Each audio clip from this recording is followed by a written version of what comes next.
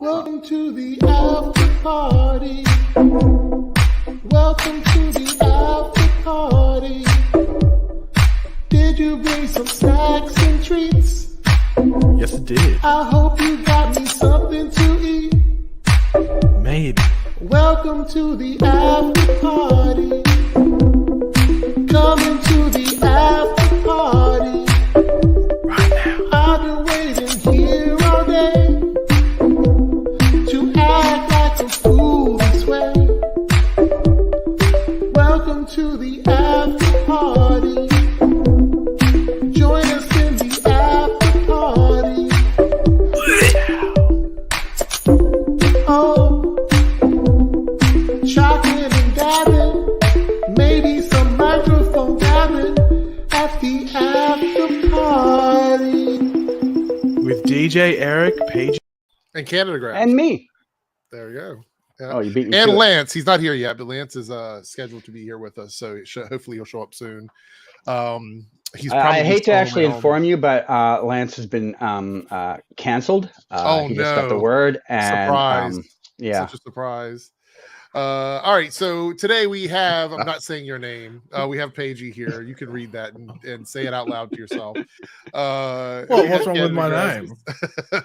he did this to me yesterday too. Yeah, I'm so not saying any issues with my name. That's really offensive, actually. surprisingly, we have a lot to discuss today, but it's not good stuff all. So we'll talk about Superman and Lois and The Flash towards the end. We'll save that for the end of the stream today. Primarily, I think we're going to be talking about the big news that they kind of just like dropped on us like a lead brick. A lead brick. Why just a brick? Just because it's heavier than that, I guess. I don't know. 2 bricks. Yeah, it's a kryptonite brick, I should say. They dropped it on us like a kryptonite brick. With letting us know about some cancellations. So that's going to be our major topic. But we're going to give people a minute to get in. I know we have like 160 people here already, which thank you so much for being here at the start of the stream. All the Team Eric members, thank you guys for being here, and everyone else for hanging out. We will get to that. I want to give just a moment for everybody to sort of get in. So we're going to talk about something else first, and this is something that came from Cinemacon, which, by the way, I didn't even know Cinemacon existed. This is the first year I've ever heard of it. I never heard of this before. Cinemacon. So, yeah, I'd never heard of it before. Really? So, yeah, really. So I saw the stuff for Cinemacon. I'm like, what is Cinemacon? Never heard of it. It's But, just for exhibitionists, pretty much. Yeah, it's sort of like, so back in the day, my brother used to work for a gaming store. What was the name of the place he worked for? Electronics Boutique. Has anybody ever heard of that store? Well, yeah, then that changed to EB Games. Okay, And yeah. then changed to GameStop. Yeah. GameStop, So man. he worked there for a while, and he used to go to this thing every year called E3 in California, which is a gaming expo. It's pretty much It the was same thing. Yeah. Yeah, exactly. But it was for video games. But Yeah. he would get all the swag bags and all kinds of early flexing. access. Yeah, all that. So anyway, he used to do that.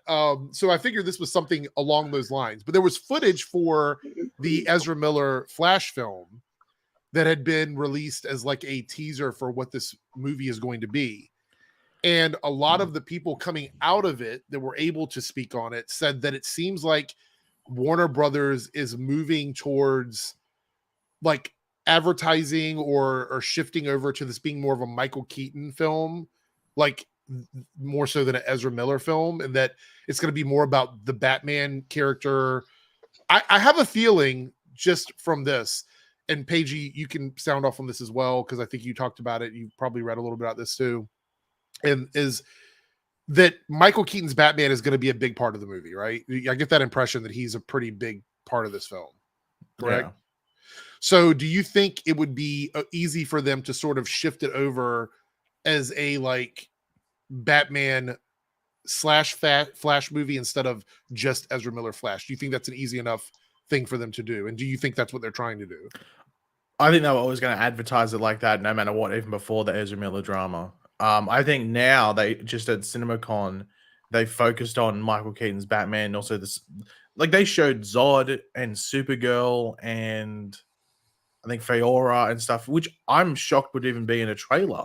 You think you just leave that from the movie from when they appear? Because to be honest, I don't think that's going to make someone go, I'm going to go see the movie just because Feora is in it. Like I'm not going to watch it just because of that. So I'm surprised they showed that, which of course that's going to end up, that description's going to end up getting on the internet straight away because random people are going. It's not just like, social media people go there as well. So I think at the moment they're just going to focus on that side stuff, hoping, begging, praying to the Lord Bebo, whatever you want to call him, that the Ezra Miller stuff hopefully calms down come next year, like pretty much like a year from now, year and like what, 1 month. Because Ezra wasn't at Cinemacon, right? I mean, I guess they didn't. Yeah, but a lot of people weren't. Like Momoa wasn't. But then again, I think it's because he was filming, or was it waiting to film Fast and Furious 10. Like even like David Sandberg, the Shazam director, wasn't there. They just brought the car. So CinemaCon's like ran like it'll like I remember the year Justice League was coming out, the entire Justice League went. But then for some movies they don't show up at all. So I think it depends like what, because you got to remember they're selling it to the cinema owners. Right. Like, that's the whole point of it. So I guess you create your pitch if you want to call it. But I think it would have been stupid to even involve Ezra Miller in the entire thing. But yeah, that I heard that as well. They didn't even say Ezra's name. They didn't even say, "Oh, starring Ezra Miller" or anything like that. So drama. Yeah. This is an interesting question. I don't know if this is specific enough, but it's from Jasper here, saying hello to Canadagraphs. Yes, hi Canadagraphs. How many CW shows are left? I think they're speaking about like, I guess DC shows. Arrowverse, I'm assuming. Yeah, if that's the case right now, we know of 3, right? Isn't there 3? Well, 3 if it's DC and 2 Arrowverse, if it's Arrowverse specific, it's 2. If it's DC in general, I guess 3. And then 4. Oh, and Gotham Knights is rolling out there. Yeah. I was gonna say, so that would make it 4 then. 3 plus maybe 1. Right. It's right now. It's 4 and potentially 5. What am I missing? Naomi. Oh God. Oh, I forgot Naomi even existed.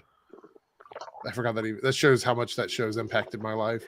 Scott with the 499 super chat. You think Eric Wallace might get Batwoman and White Canary to appear in his season 9 event since their shows?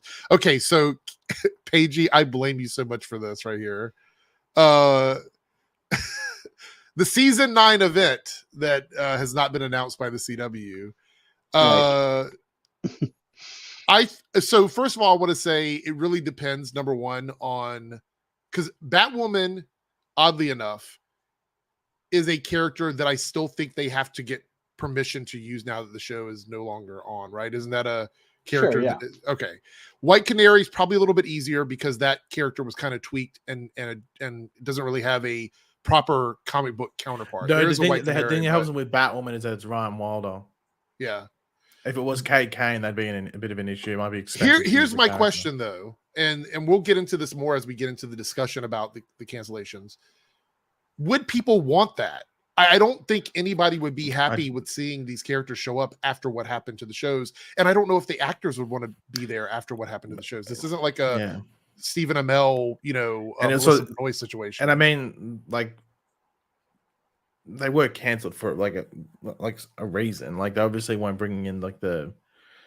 I know we're getting to a proper discussion of it, but they weren't getting the response that they wanted. So it's not like, I guess that like is a demand there. Like, if they bring in Batwoman and have to pay a certain amount of money, like what's the view increase for that episode?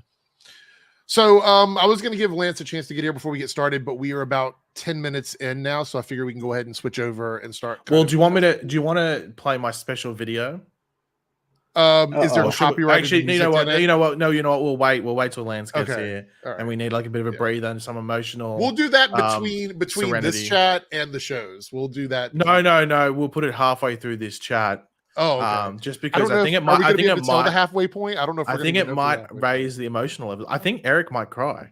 I honestly think Eric might cry. Well, Eric's going to cry when he gets into talking about Legends. So yeah, absolutely. All right. So if you guys didn't know, which you probably do, obviously you're here. There's a lot of people here. Both Batwoman and Legends were basically, I'm assuming the decision to cancel them happened around the same time. The news just was delayed by a couple of hours. So it's basically they got the word from the CW that they were not moving forward with Batwoman season 4 and Legends season 8. So they just decided not to re-up the contracts with these shows. And this is 100% Mark Pedowitz. This is CW's decision. This was not like the creative team on either side decided to move. No actors left. No one was backing out. This wasn't. So this is a legitimate cancellation. And I think, would you guys agree with that? This is literally what a cancellation is, opposed to like a show just ending, right? Is that that's correct? Yeah. Okay. I mean, all those channels that for, the last half dozen times were like Arrow got canceled, Supergirl got canceled, Black Lightning got canceled. You can now, anytime you need to, point to them and go, here's a cancellation. This is a series ending, and being like, here's your examples. Yeah. Naruto, yesterday, I was the Grim Reaper yesterday. I uploaded a Flash video. Batwoman was cancelled literally at the minute it uploaded.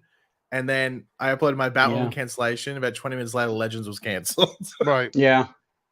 Well, I uploaded the video 3 hours ago. So, Naomi, what's going on? I want to say I apologize to all the Legends fans, because Pagey and I had been saying for years that Legends would probably get canceled. And then this past year, we're like, it's most likely Legends will get reduced.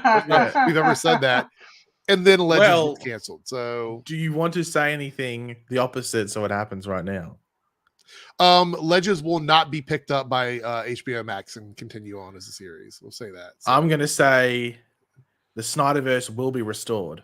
Oh, well, there we go. Ooh, edgy. Jordan with a Team Eric member chat. Thank you so much. Member for 21 months. Awesome. Jordan goes, I'm kind of shocked Batwoman got canceled. So Canadagraphs, you ran an unofficial poll on Twitter about which one was the most shocking. Yeah. Overwhelmingly, I think Legends was the one that people were most shocked as of right about. now, it's 78.9% Legends. And I would agree with that, only because Batwoman was a show that was technically okay. It was literally on season 3, but it felt like a season 2 because Javicia was new to the role and they kind of had to reboot the show. So for me, Batwoman was still such a young show that having that one getting canceled, especially based on the fact that there's a Gotham Knights show sort of floating around, that one was less surprising to me than Legends. Legends to me was the one where I was kind of shocked, because not only had Legends maintained its viewership, I was reading a couple articles, it actually ticked up a little bit over this season. Yeah. So that was kind of shocking to me, more so than Batwoman, because I think Batwoman had been on the bubble ever since this whole Gotham Knights show started floating around. And we talked about it, and I thought they could have an amazing 2-hour back-to-back Batwoman and Gotham Knights night, sort of like they've been doing with Naomi. But they decided not to go that direction, and they're just going to pick up one of these shows. I have an article from Hollywood Reporter that talks about this a little bit. I'm going to pull that on the screen after we talk about the super chat. It's $2 super chat from Ashley. Goes, Batwoman got canceled. Damn, it only took 3 years. That is the way a lot of people are looking at this. There's a lot of people that thought the show should have never existed. And so they are throwing their celebratory parties that a show that they never watched, that never affected their lives, no longer exists. Right. I made an Instagram post. I didn't watch is going away. I don't get I made an Instagram post yesterday about the cancellation, and I used the word unfortunately in it, talking about it unfortunately been canceled. The amount of comments I've gotten from trolls just being like, oh, unfortunately funny. I'm just like, oh my God.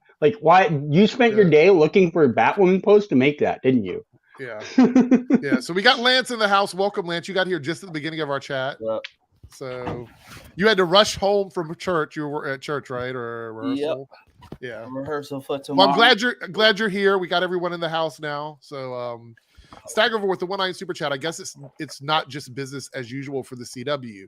Surprisingly, well, actually, it is going to be business as usual. This is the first. It is business as usual because CW did cancel shows a lot before COVID. Yeah. So there's going to be a lot of for me, I'm just going to put this out there as we go through this discussion. There's going to be a lot of things where it's the emotional side of this story and then the business side of the story, because I think what we have to understand is at the end of the day, the CW is a business and this is what they do. But I think it bears some responsibility based on the way they marketed and advertised these shows and the communities they advertise them to. So I think there is a little bit of responsibility from a corporation that does that kind of marketing. So Yeah, we'll get there. And then B Allen Hart here was with a $5 super chat. Any Team Eric member says, I was more shocked by Legends getting canceled since it had a built-in fan base. That's another thing, and I'm going to talk about that as well. If your show is on a network for 7 seasons and you can cancel it over a phone call, I think that's a problem. That's a problem for me, I think, especially a show that was not underperforming. That's a problem. Did they literally get it through a phone call? I have, yes, several people outlets says that some people got emails, some people got phone calls, but yeah, there was no like in-house meeting about this. So, I mean, I think in this day and age that doesn't surprise me because everything is done over phones nowadays. I mean, there's auditions that are done over phones. So I guess this is, business in the 2020s. It's just some people felt it was like a show of 7 seasons deserved like a meeting with everyone there, I think, to get a cancellation. I don't know how the business works, but it felt impersonal to me, and I'm going to be mad about it. Cal here with the 199 super chat, Team Eric member. Both Batwoman and Legends had a cliffhanger. Yes, they did. And oddly enough, I've heard that people were saying that, and I talked with Pagey about this last night. Some people were saying that, Legends ended in a way that it could just go on and, pretend nothing happened. And I'm like, okay. And then Pagey's like, no, they had several cliffhangers in the finale. So that's also a problem. That's wild. So Pagey, before I play this video, are we watching it now or are we not watching it now? We may as well watch it now because get the emotional stuff out of the way. Is there, before we do this, is there copyrighted music? Because I will not play. No, I didn't go to like iTunes or anything and put any copyrighted music. So here is a video from Pagey that he says is going to bring a tear to our eye. So is this, before we bring this up, is this as good as the DC TV videos dedicated to Supergirl and Mono? No, I'm not. I can't compete with those. Okay, here we go. All right, here we go. I don't want to close my eyes. I don't want to fall asleep because I miss you, baby. And I don't want to miss a thing. Oh my God, this is torture. These nuts. That was beautiful. That was absolutely beautiful. Look, Eric, if you need a moment, we'll give you a minute or two if you need. Yeah. Look, I can see the eyes are all puffy. I know. It's like, let me get the tissues here. For what reason? I have no idea. King Mike Todd's $5 super chat. I think Discovery is getting ready to do a clean sweep. We have entered a new era. Watch the ARROWVERSE will come to an end soon. Okay, so I want to point this out. Okay. I don't think that Discovery had as much to do with this as people believe. Yeah. Unfortunately, people are believing think that. It's so annoying. They would have canceled everything. Yeah. Thank you for the super chat. Let's pull up this article and we'll go through this as we kind of like talk about. I want to get everybody's opinion on this, but here's an article from this is the Hollywood Reporter, so it's a legit place. It's not like Cosmic Book News or anything like that. Anyway, I highlighted some stuff here. This kind of touches on the business side of it, and this is what I want to get into before we start talking about how we feel about this. It starts out here as a cancellation of 2 veteran shows are a rarity for the CW in recent years. Aside from the pre-announced endings, the Mark Pedowitz-led network, keep in mind he is the president of the network, not someone at Discovery. President. Yeah. Has cut very few shows in recent years. Just 4, in fact, in the 4 seasons prior to this one. We also have to remember COVID impacted a lot of that, but that's not brought up here in this article.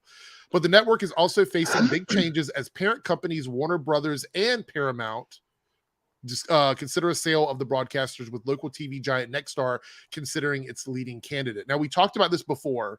There really hasn't been much progress made on this sale. I don't think there's been any movement. It's just like Nexstar wants to buy it, and that's all we know, right? That's it so far. There was a thing, I remember seeing it, where if it hadn't sold by the takeover, there was some like issue around it. Like if it hadn't sold by the time the takeover happened, and obviously the takeover has happened already. Like it happened a couple of weeks ago or something that officially crossed over. So I don't know what it means in regards to that. But yeah, just somebody else is pointing out when we say business as usual, we are talking about outside of the COVID world. Remember, the like last 3 years have been dealing with COVID, and that's why a lot of things got renewed, because we've talked about this. It was easier to just renew an existing production during COVID than it was to start a new show. That is why a lot of things got renewed. Lance, you've said this before. This upcoming season is the first real season we've had since like 2019. Yep. So changes were going to happen. We didn't know how severe they were going to be, but changes were going to happen. Cody here with a super chat. People came after Nancy Drew because Batwoman got canceled. That's incredibly wrong and should never happen. Thank you for the $5, Cody. I appreciate it.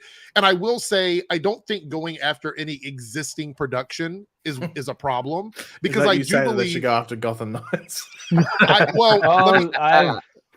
I'm going to say this. I think it's more likely that incoming productions affected these shows not getting renewed than it was existing shows, because some of the ones that were renewed were performing way worse in live ratings and 7-day ratings than the shows that were canceled.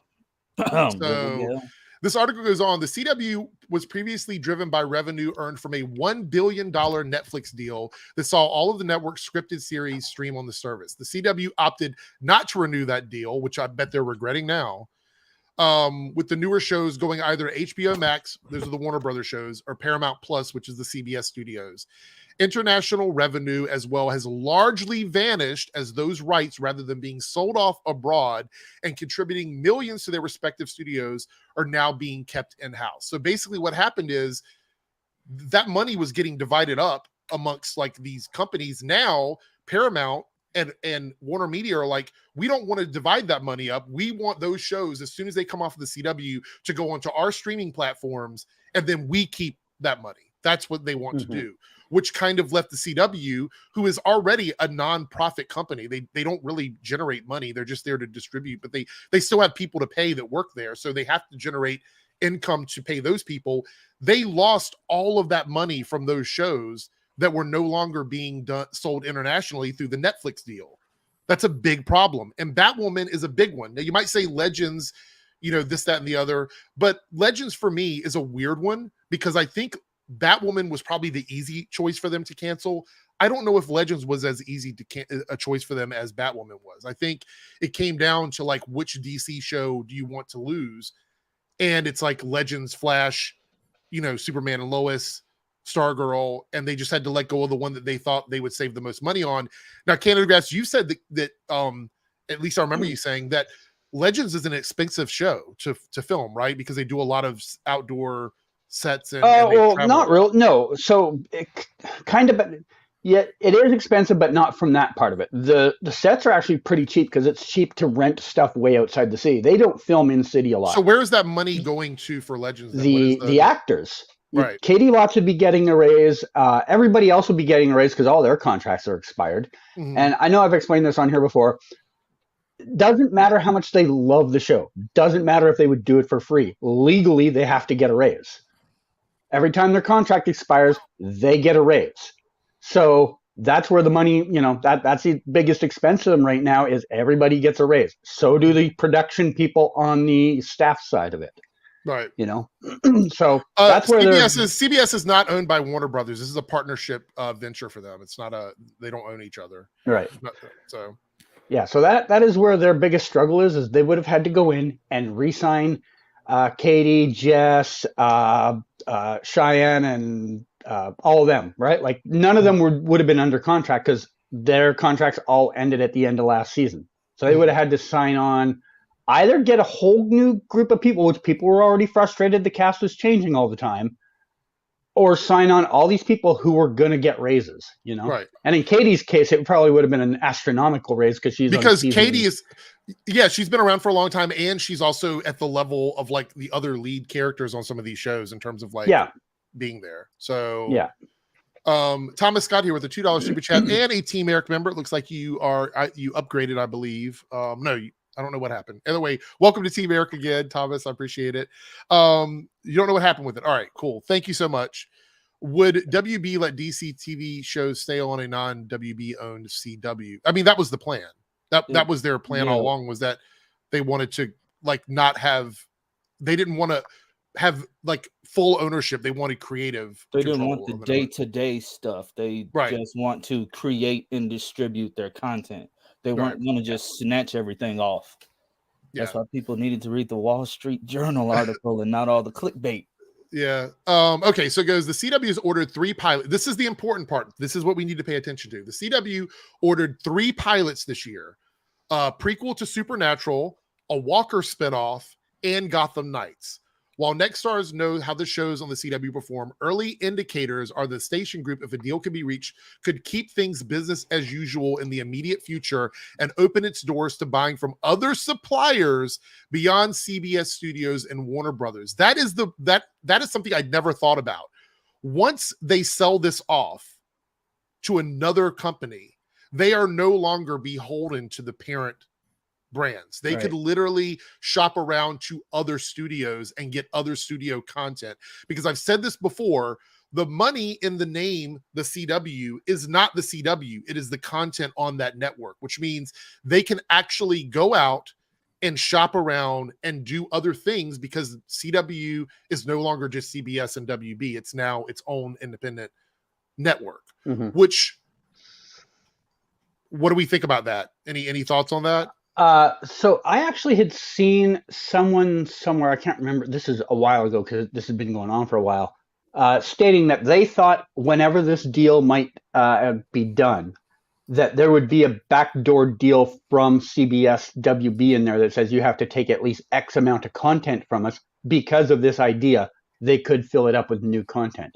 Because there was people going around saying that, like, Discovery now has this, they now have several other things, and they were going to turn the CW more into closer to like one of the news stations that they also bought, and just like take the name the CW, move it into a network, and turn it into a network TV station, because it's cheap content to make, and now you have a network TV station at your disposal. Right. But the idea was Warner Brothers and CBS still wanted a place to put their product out in the air. So they were going to kind of have a backdoor deal where, like, you have to take at least a minimum amount of our content. Like 4 to 6 episodes or series or whatever a year. Something whatever it is, right? Right. All right. So it goes on to say, we're going to wrap this up and then we'll just talk about it. It goes, the network's typical mass early renewal, Lance, you talked about this, however, was pared down this year. In addition to The Flash and Superman and Lois, the network has picked up All American, Kung Fu. I think All American was kind of a no-brainer. Walker was a no-brainer. Kung Fu was kind of like, I don't know if they're going to pick that up. I think the 2 big surprises are Nancy Drew and Riverdale getting picked up based on their reception on Live Plus 7. But those 7 shows are fewer than the 10 or more the network has typically renewed in early years. In early renewals, that's one of the things they left out there. In early renewals, veteran shows Charmed, Dynasty, which has abysmal ratings, both In the Dark, Legacies, Legends of Tomorrow, Roswell, New Mexico, and Stargirl, and Rookies All-American, Homecoming, 4400, Naomi, and Tom Swift are all still in limbo. Legends of Tomorrow should not be in that because that's what this article is about. Roswell, In the Dark, and Tom Swift are going to be a summer lineup. And Pagey, you believe that Stargirl may get moved to a fall series, right? You're thinking they're going to push that to the fall? Fact it wasn't announced and where there's been like no talk about it makes me wonder whether it's going to be moved to fall. So it comes out in October, and that might just be because they don't have shows ready. Right. Yeah. So the way it looks now is if we've got 7 shows on the network and they're saying 10-ish is like the number they typically lock in before the fall season, that leaves room for 3, maybe 4 shows. We know for sure the Walker show is going to go. We know for sure that they're going to pick up the Supernatural prequel now. Gotham Knights is probably going to move forward. So that leaves space for like 1 or 2 existing shows in that bundle to come back that have not already been renewed. Right? Is that correct? They to said an extent, I'd say that, like, how many shows do they have this year? They said 7. There's 7 now. They've been no. How many shows that before the cancellation? So how many were on the CW schedule? They said 10 or more. So at the very least 10. So you had those 7 shows. Then how many did they say were on the bubble? Like 6 of them that were like Dynasty, 4400. So that's what, 13, and then you have 14 because Batwoman was canceled. They had 14 shows, right? And you got to remember, like, some of the shows are probably going to have shortened seasons. I guess, like, they're only going to have like 13 episodes. Especially, but I'm thinking. I think they said 10 because that's 2 shows a night over 5 nights. I think that's what they're going with. So you just have to add on an additional night to that to make it 6. Well, So- I think it's because there's usually the early renewals were 10 shows over these past couple of years, and then there'd be late renewals because shows would premiere later. Yeah, so Adam says, according to TV Line, they have 19 scripted shows this season. I guess that's. But I think does that like? I think that includes summer shows, though. I think it's summer and winter. Yeah, I'm looking at their Wikipedia page right now, and they have 6, 9, 12, 15, 17, 18. They have 18 listed here. Okay, so even if they did 18, that's over both the fall and the summer season, I believe. So, and is that all scripted, or is some of that reality game? These are just dramas. Okay, so that doesn't count. They have one unscripted docuseries, which I've never even heard of it, but okay. And then they have some reality TV shows, which I don't count as television. Yeah, but the reality TV shows and game shows are extremely cheap to make, which is why they jump on that when a network is. Oh, I understand the business aspect of it, but yeah. Okay, so before we move forward here, Quindling goes, will the disconnect of the DC TV shows be the way going forward? I think the answer to that is yes. Yep. Justice U is starting to look less and less likely now that we've had Batwoman and Legends canceled. Justice U is still Justice U regardless, though. Justice U is still in the development stage, so they're not competing for these spots right now. No, but I mean, but I still think that it looks like they're interested in non-connected shows. That's what it seems like they're going for with DC, right? Maybe. I mean, I think we have to wait. Sorry, Pagey. I'll just finish mine. I think we have to wait a full year to really get the full grasp of what their plan is. With Justice U specifically. Yeah. Well, I think they need to just test the ground. I mean, look at Naomi. Bad choices. Naomi disconnected, like pretty much out of the gate. It gave no one a reason to tune in if they wanted the connectivity, because then it took a while to sort of build its own universe, build its own world. Laura here as a member of Team Eric for 27 months. Thank you so much, Laura. This is Laura. I always say Laura. Why can't I get her name right? I feel so bad. I think it's because you're illiterate. I am. It's that American high school that I went to. American. Is there any reason now to connect Superman and Lois to the Flash? This is going to be awkward, right? Because they said the end of Superman and Lois is literally going to explain how it's connected to everything, and now 2 of the shows are gone. Well, that's why I think Mark Pedowitz is an idiot. He should have told them that. Like, you're setting yourself up for failure. Well, to be completely honest, he only ever really specified Flash and Supergirl. Because it's important to remember, like, Superman really never hung out with the Legends and has never met this Batwoman. Legends going away, to me, is the at the very tiniest bit of a problem for the Arrowverse. Batwoman is a bigger issue, I think. Because Legends was very disconnected. Batwoman still sort of existed in that bubble of Arrowverse. Legends kind of, when they went off in their wacky world, that was pretty much it for me. And they weren't even really a part of the crossovers anymore, to be honest. So, like, I have a list of post-it note here with some things about both of the issues with the shows, and that was one of the ones on my Legends one is frequent disconnect from the Arrowverse. Made people kind of that they knew technically it's part of the Arrowverse. So they felt obligated to watch it during like crossover season. But the rest of the time, if you're not a fan of that type of entertainment, you're frustrated by it, you know? And to be fair, I think in the last couple crossovers, Legends didn't even feel like a Legends episode. They were pretty much written as just part of the crossover, right? But, I mean, that's kind of the way it was. Except for Bebo coming in. But it's like you said yesterday, Eric. Oh, wow. What's the point of doing the comic? Like, right.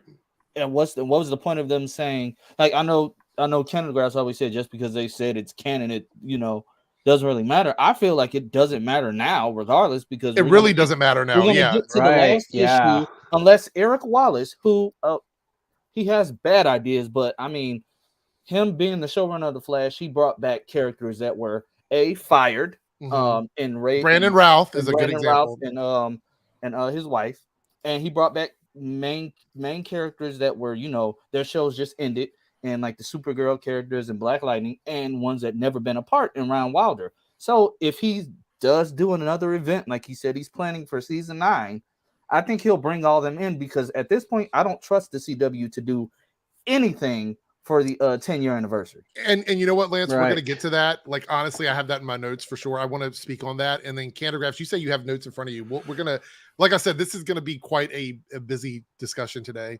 Thomas, you're the $2 super chat. Riverdale is also next day Netflix exclusive in UK. Yes. And Yeah. Worldwide outside of America. I was going to comment on that earlier. When you're talking about the shows, you're going through the list of shows that are still that were picked up and all that. Part of the thing saving Riverdale and Nancy Drew right now is their Netflix deal. Yep. If they didn't have that, I think both of them are gone. I think Nancy Drew is on Paramount Plus. Is it new? Yep. I think it's Yeah. Netflix here. but Dynasty's I could on be Netflix. wrong.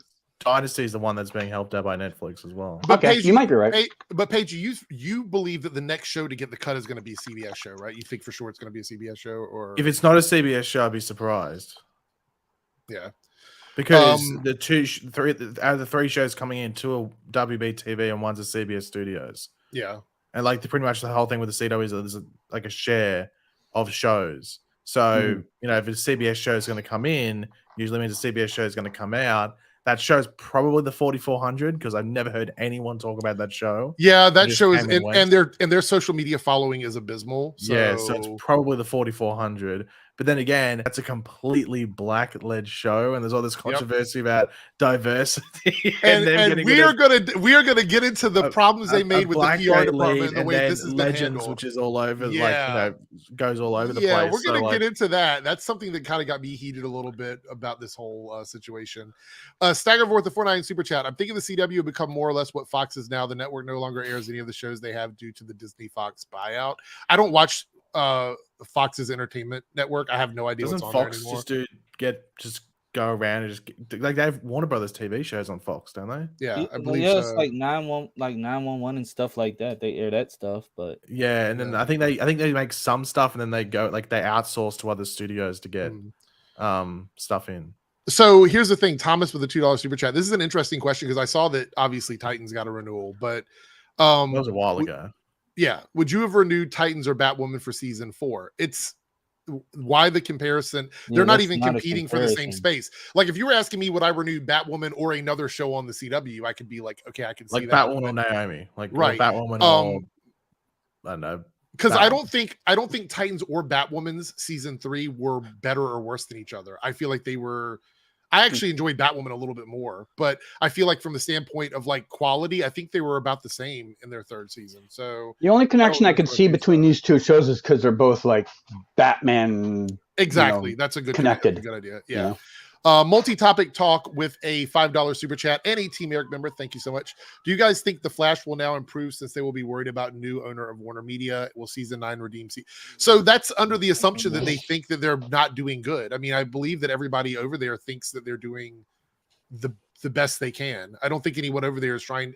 See, so multi-topic talk. This is an interesting question because we as the fans can perceive that something isn't working for us, but on their side, they're not thinking that way. They think that they're making good content because they believe in what they're doing. So for them, they don't see that there needs to be any changes right now, unless there's a glaring issue with the show. Wait, what were we going to say, Lance? Or I was going to say in the chat, can you lay out these 7 meh seasons? Because I'm very, very curious to which, unless he meant season 7. I think that's maybe what he meant because there's no way it was 7 I was reading, meh like, what do you mean seasons. 7 meh seasons? Yeah. Can I interject here? I just really want to know because it's been like literally wearing me out since yesterday. Mhm.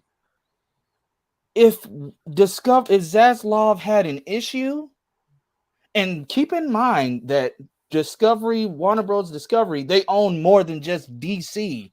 Yeah. If he had a problem with anything on the CW, he would have wiped the entire thing off the map. Yeah. Mhm. The CW president is the one that's doing this. This is what we have to understand. Okay, I'm gonna disagree a little. I know Pagey's backed you up on this. I think that Pedowitz maybe made the final decision, but at the top, Discovery has gone to him and been like, "Here's our hard line on what's acceptable and what isn't. You make the decisions on the ones that are below the line." And they gave him a list of like 4 shows, and they're like, "You have to cut some of these." No, I think it was. Why would they do you that? know why? though? You know why? People You know why still- that's. people- You know What would be the why it reason? doesn't- Because they're not. You know- They don't find them profitable enough for whatever their profit margin is. You know why that's completely disproven? Because they would have just moved Gotham Knights and the Supernatural prequel to HBO Max. Yeah. Exactly. They wouldn't have been And- CW Productions anymore. They would have gone straight to HBO Max, and that decision would have been made. That would have Weeks been ago. also super micromanaging, right? Yeah, David it wouldn't would have. step It's down not like it's not like it's 5 or aired on the 6 rungs CW. on the ladder to have a direct conversation with Mark Pedowitz about specific shows that he probably doesn't even watch. Like, Yeah, He I don't has know. more to worry about with the mess of a DC universe that he has.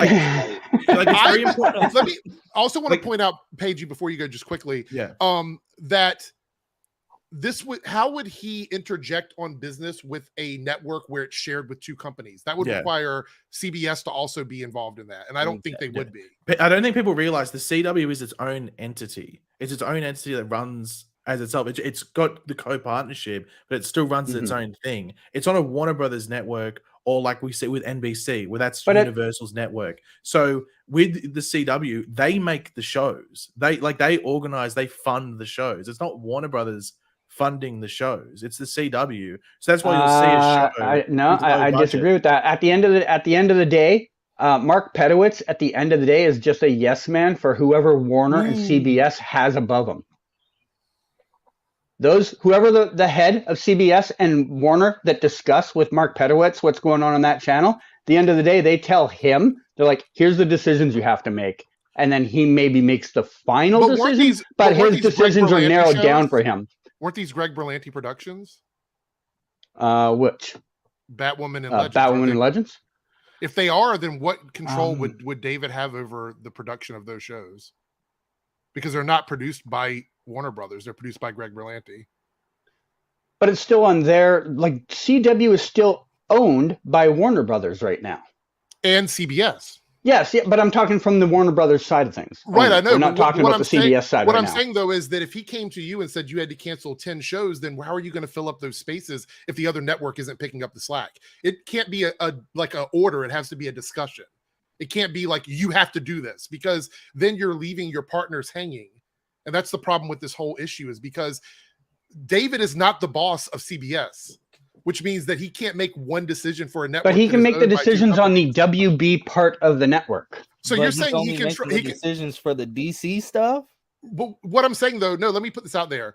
Are you saying that he not only controls Greg Berlanti's production, he also controls Mark Pedowitz's CW network? That David controls both of those? Because Greg controls the Berlanti's Warner productions are Brothers- his shows. He controls the Warner Brothers decisions on the CW. So he can go to Greg Berlanti and say, I know these are your shows, but I don't want you to make them anymore. Is that what you're saying?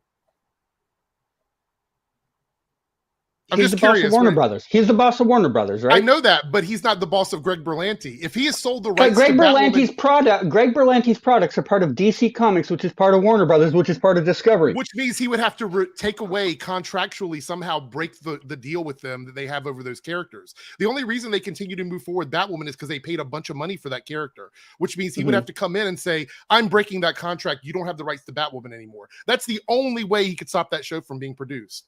Do you think that's what happened? Because that's the only way that could have happened. Well, DC owns the rights to those characters, not Exactly. Greg But Berlanti. what I'm saying is David would have to take away Greg's ability to produce those shows. Not only He that, can't he- just Yes, I agree with you on that. He Right. went to Greg Berlanti So and go, what we're I'm not doing asking another you is, Batwoman project if right it now. is true that David is in control of the Warner side, which the movie stuff 100% his. Everything that happens on the movie side is a Warner Brothers production. He gets to say so. Chop, not chop. I get that. But on the TV side, these are shows that are sold.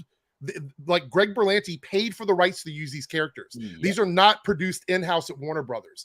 So unless David has the ability to break those contracts with Greg Berlanti or somehow get out of those contracts, I don't see how he could just walk in and tell him to stop making those shows. I see And the you also- point you're trying to make. I still think at the end of the day, he has creative control on what to do with them. I think he can probably somewhere in the contract, there is a stipulation like, hey, if this isn't working for us, we're not going to support you making it anymore. Okay, so you believe that, but is there anything like that that's popped I up? don't have a piece to back that up. It just, from a business standpoint, it sounds like something the business company would make that decision. I agree that if he has the rights to pull the contracts from them and say you can't use those characters, that could have happened, but I have not seen that anywhere. So my assumption is that Mark Pedowitz decided not to move forward with these shows. Now, could there have been some behind the scenes stuff with David where he's like, we're not really happy with those shows, so we'll give you this content if you take away that content. Now, that could have happened behind the scenes, but it definitely was not above board. There's no way he went in and did that above board unless he pulled the contracts from Greg Berlanti. And Warner Brothers has a really good partnership with Greg Berlanti. So I don't know if they would want to snatch that away, especially since he is doing so many things for HBO Max. So all I know is at the end of the day, Discovery's interest isn't in Greg Berlanti. It is in the bottom line dollar amount. And if they look at it and they're like, this is either not profitable or the profit margin is below what our expectations are, and they see another show that has a higher profit margin, doesn't matter what Greg Berlanti wants. Well, doesn't matter. They're going to be like, if it's in contract, it does matter. It has to be legal. They can't just come in and put something but legal. You and I both understand they have 800 lawyers working on these contracts every single time. Absolutely.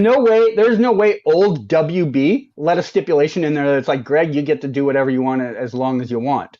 There's a stipulation in that. Hold on. I was going to say, except that he is in good standing with Warner Brothers, and that would be awful if they Sure, but if his product is underperforming, they are still going to go to him and go, look, we want to keep your other shows. We'll still produce other shows you may come up with, but these ones are on the chopping block. Pagey, and then Lance. I think the conversation about even in WB, Warner Brothers WBD, Warner Brothers Discovery and Zaslav's thing, because it's a CW decision, because if the CW really wanted to give the old finger to David Zaslav before he came in, they would have given an early renewal to all these shows. That means these renewals and the Batwoman and Legends cancellation was solely around their content and whether they had the room for it. Lance, they would just give an early renewal to Batwoman and Legends months ago before the takeover. Zaslav can't do anything. He couldn't. It was illegal for him to stick his toes and fingers and tongue, whatever you want to put it, into anything until he officially took over. So they could have just given early renewals. Like you were just bringing up how it was a bit sus that maybe like Kung Fu and even Riverdale and Nancy Drew got the pickup. Well, Nancy Drew, I think you take out. It was a bit sus about them, but they could have done the exact same thing with Batwoman and Legends if they wanted to, but they obviously wanted to. Those were the shows that they were thinking about replacing with these new shows with the pilots if they were successful. Now, Batwoman, as we've said, was the obvious one because Gotham Knights, just swap it in. Legends, maybe that was an internal discussion. I'm not too sure why that was one of the shows that they were looking at replacing the most, outside one of the other ones. Lance, what did you want to say about all this? I just wanted to address some of these comments. Like Malik said, Zaslav probably threatened Guggenheim to cancel the show, so he told Berlanti and the showrunners.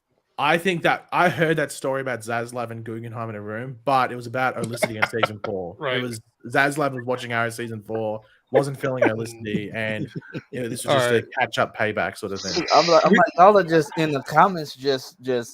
We're gonna. I'm reading some of them now. It's like conspiracy world. I agree.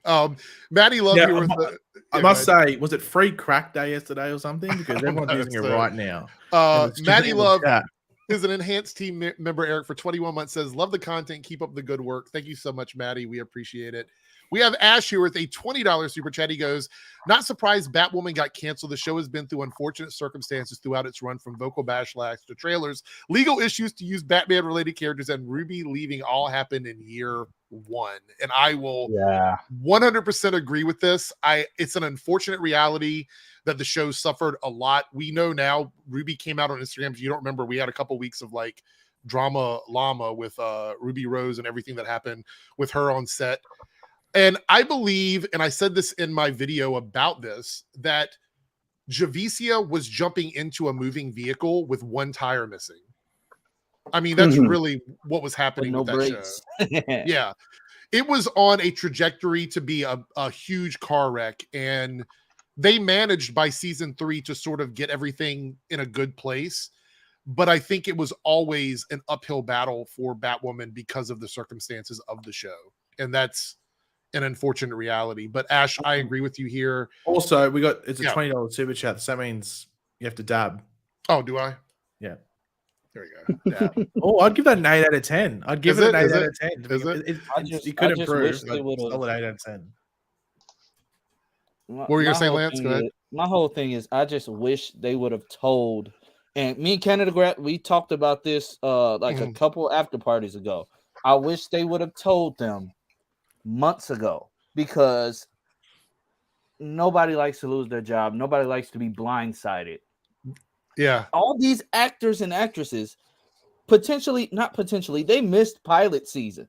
Yeah. Like Javicia is filming a movie in Vancouver, but she missed pilot season.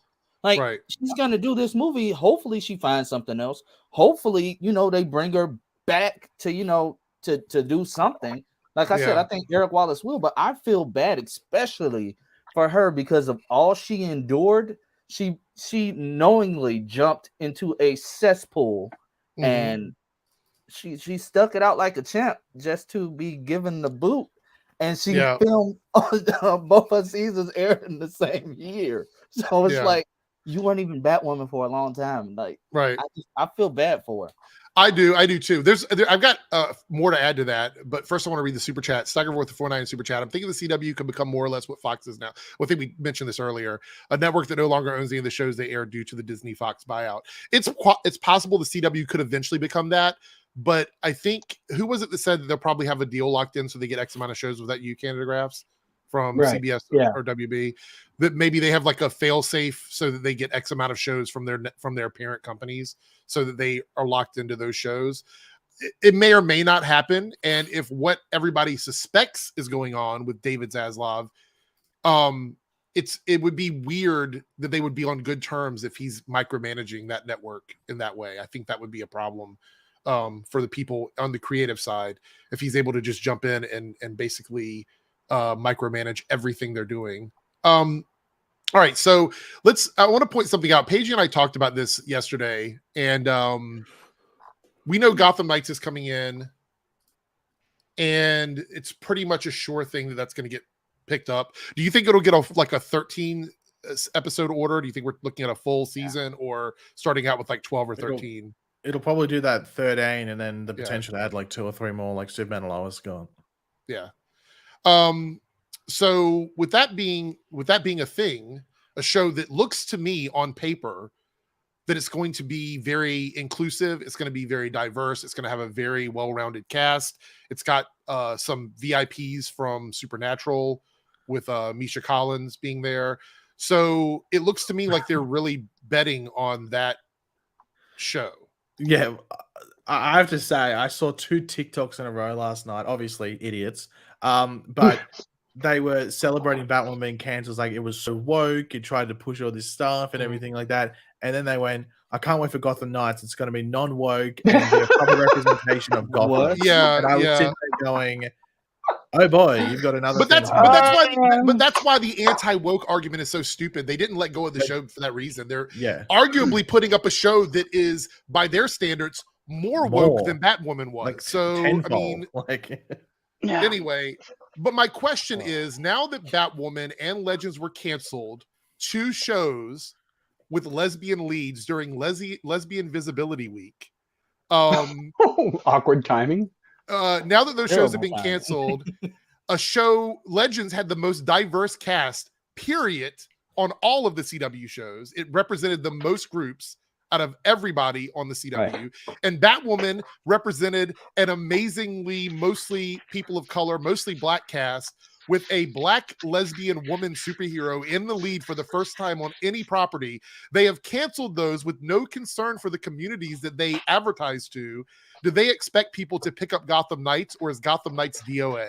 That's just a legitimate question, because the groups that would have supported Gotham Knights would have been watching Legends and Batwoman. Those are the 2 demographics that would have tuned in for Gotham Knights. I think Gotham Knights definitely has an uphill battle now, because it's going to be, and I think most people putting one and one together and going, yeah, like Batwoman got canceled because of Gotham Knights, and we were saying that for like weeks, if not a couple of months leading up to this point. But then when you chuck in the Legends side of things as well, and they bring Gotham Knights, and imagine if it's just like a shit. It's not in the Arrowverse either. It's just disconnected. Like if Gotham Knights, I think like objectively isn't like a 7.5 out of 10 for most people. Mm-hmm. I think it might not only get like your standard geeks and gamers, woke SJWLs or whatever they want to say, but you're also going to get like the spiteful people that were really annoyed that Batwoman got cancelled, which, I'm not saying it's going to be like, it's definitely going to be like a minority of the Batwoman side of things, but like it'd be ironic if they were review bombed. Right. So before anybody else speaks on this, I want to point out in the chat, I'm not talking about the quality of the writing with the shows. Both of those shows had shortcomings. I have talked in detail about Batwoman's problems. I've never avoided them. I've always brought them up. I've always mentioned them in every single review that I ever did, every live stream I ever did. I even stopped watching Legends because I didn't like the way they handled long story format. They didn't really do that. They were a character-driven show. Legends was 100% about the characters on the show. They didn't care about storylines, and that's part of the reason I stopped watching. All of those are fair arguments. All of those are fair reasons to not like the show. But I think when we talk about quote-unquote ticking diversity boxes, and this is something that I've asked people plenty of times, it's pretty obvious that now people exist. People of different colors, people of different gender identities, people exist. They live in the real world. And I ask people who say, this whole thing about like going in and making sure diversity is present. If we don't just put those people in the shows and allow them to live in those worlds, how would you want these marginalized groups to get representation? Think about that for a second. If the people making these shows don't actively try to include marginalized groups and minority groups in shows, and you had complete control over it, how do you properly give them the opportunity to tell stories if you don't just cast them in the shows? Because what you're saying is that every time a woman is cast as a lead, or a person of color is cast in lead, or someone who is trans or non-binary or LGBTQIA is cast in a lead, oh, they're being woke. It's woke garbage. These people, blah, blah, blah. Are you not satisfied if they're anything other than a supporting character or a cliche? That's a legitimate question.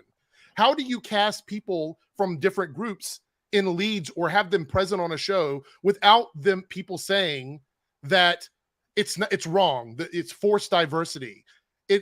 How do you do that? And people saying that it doesn't matter are people who have had the privilege of seeing themselves represented forever. There are people in communities who have never seen a Black lesbian woman superhero ever. And a lot of people do not understand how important that is. It is a very important thing. And the fact that the CW pulled in viewers to get them attached to these characters and these stories and acted like they were about this kind of diversity and they were about all of these things, it makes me so disappointed and so angry at that network, because they just gave ammunition to all of the groups out there that have done nothing but attack people that love these shows. Because they can say now the CW virtue signaled. The CW did a bunch of stuff for face value to get people to tune in and took advantage of all of these groups to bring viewers to their network. And then as easy as a phone call, they can cancel and wipe out 80 to 90% of the diversity on their network and then expect people to tune in for Gotham Knights. It is bigger than just the cancellation of a show. And to them, it's not like that. To them, it's money. It's every day for them. The problem is these things mean a lot more to the marginalized groups that I will never understand.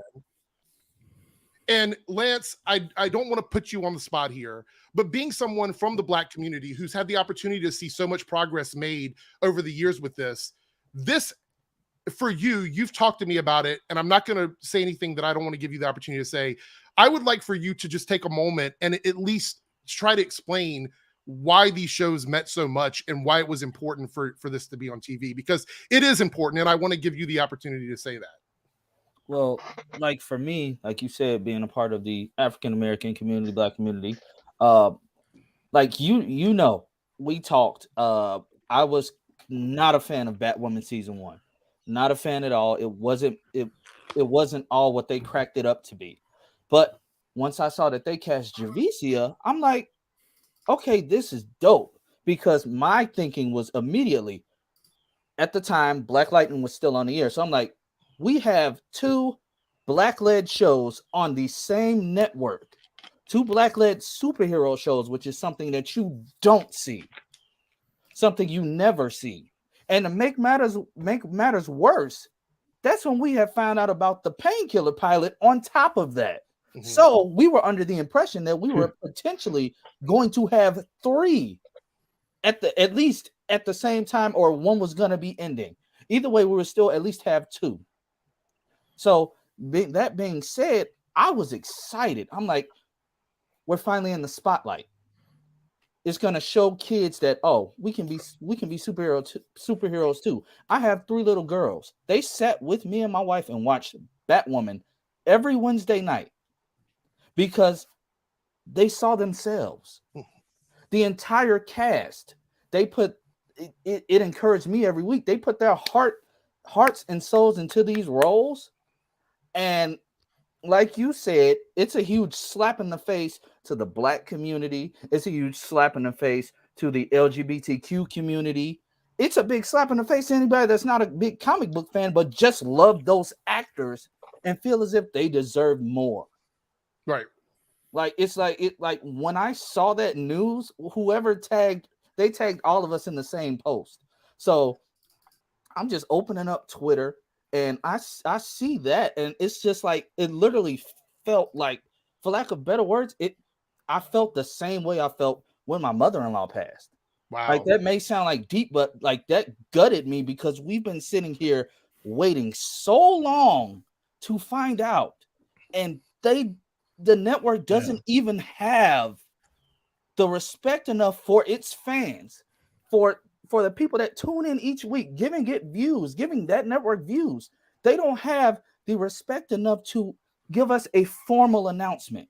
Mm-hmm. You have these showrunners, show creators putting out tweets. Like you can't give us that much. Like yesterday was just crazy all around. Right. But getting that and then another show right after that has a steady fan base as well. It's just like 2 gut punches back to back. Yeah. Well, yeah, a gut punch and then a sucker punch with Legends. Yeah. Like, Yep. And here's the thing. Yeah, for the I want to bookend this by saying that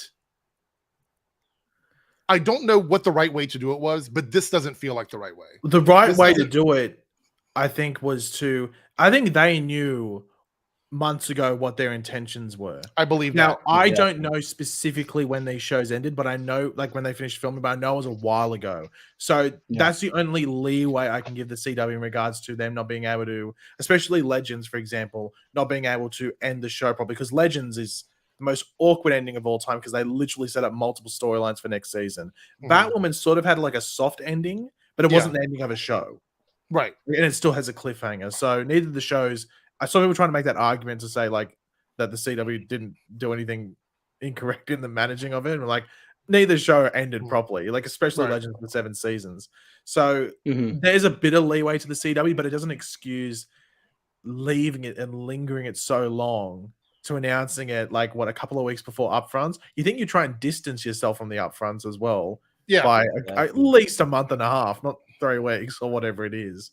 Yeah. So, I also want to point out, I'm going to give Canadagraphs a chance to talk about this because I do want to talk about the strike that's happening or that's going on right now. The thing that makes me the most angry about this, outside of the quote unquote virtual signaling, where they basically put all of the fans of these shows in a pool of gunk where these haters can just come at us. Like that's really what they've done. But outside of that, and one of the things that I think celebrating the cancellation of these shows is a problem. Fair enough if you don't like it. Look, people in the chat who are like, I don't like it, it didn't matter to me, all these things, that's your experience. And I'm not telling you have to love it. I'm not telling you have to support this. You don't have to do a hashtag anything. None of that is important to me. Like you can do whatever you want to do. That's fine. But what I will say is these shows are more than the 5 or 10 people that we see on camera. There are a lot of people that work behind the scenes on these shows that make sometimes less money than people make at a grocery store or at a fast food restaurant doing this work behind the scenes. All of those people now have to deal with a work situation in Vancouver where they may not have another gig for a long time because of how these were done, how this was canceled, and no one thought about them. So when you're celebrating the cancellation of these shows, whether you like them or not, there are people who are literally going to not be able to put food in the mouth of their families because of this. We're not talking about the actors who have stocks and bonds or whatever they need to get through. We're talking about people that live paycheck to paycheck that work on these film sets. And Canadagraphs, they've missed pilot season. So what does this mean for the people in Vancouver now that we're working on these shows? In the short term, a few of them are going to be struggling because, as you touched before you got into this, there is currently any day going to be a strike in Vancouver from the Directors Guild here. Now, what that means is anything that is already greenlit and is already shooting, perfectly fine to keep going. Right. But any new projects that have not got a start date yet can't do one now until the strike is resolved. That means in the summer, we would use the spring and early summer is kind of a slow time usually here because TV season hasn't started yet. We'll have somewhere between 10 to 15 projects in Vancouver around that time. We're looking right now. I looked at the numbers just a couple days ago. I think there's going to be about 6 by mid-May. Mm. We have a lot of people in the film industry in Vancouver, 6 projects. Now, this is going to hit other people too. I mean, anyone that just got off The Flash also isn't going to be finding a job. But yeah, the Batwoman people, they were probably being told, like, if we're coming back, it's probably a July start date. So, don't book anything for July. And they probably did. They probably were like, okay, this is how my year is going to go. Oh, I'm not going to. That's awful. I'm going to make sure I'm available for July, and any projects that may have had a July start date that came to them, they're like, I can't, I'm already committed to Batwoman, Legends, etc. So yeah, to be fair, a lot of people in the film industry are paid pretty well, but a PA is not. Right. Which is the bottom. That's the person that has to stand on the corner in -6 weather and tell you that they're filming something. That guy's only making like $15 an hour, and they also have to pay fees into the union. So, right. It's not a star-studded job, and those are the ones that are probably getting hit the hardest right now. Yeah. So I wanted to add one random thought on. You were talking about the upfronts a few minutes ago. Yeah. Can you imagine if you're the team for Gotham Knights now having to go to the upfronts, and everybody is going to come to you with a question about Gotham Knights versus Batwoman and how this is playing out? Like, they put them in a very awkward. You said it's like 3 weeks out from upfronts. A little breathing space. Gotham Knights doesn't have to face these questions when they go there. They're going to go there now, and every interviewer is going to have a question. Oh my God, I didn't think about that. You're absolutely right. Every interviewer is going to have a question about it. Yeah.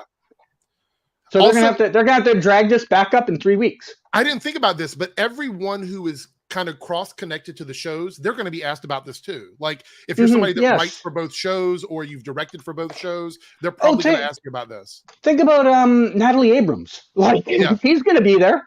She was on Batwoman, and now she's on Gotham. Her interviews are going to be bogged down with questions about what happened with Batwoman. I know the Legends crew is going to a some type of convention this week with the crew from Stargirl, some OG Arrow.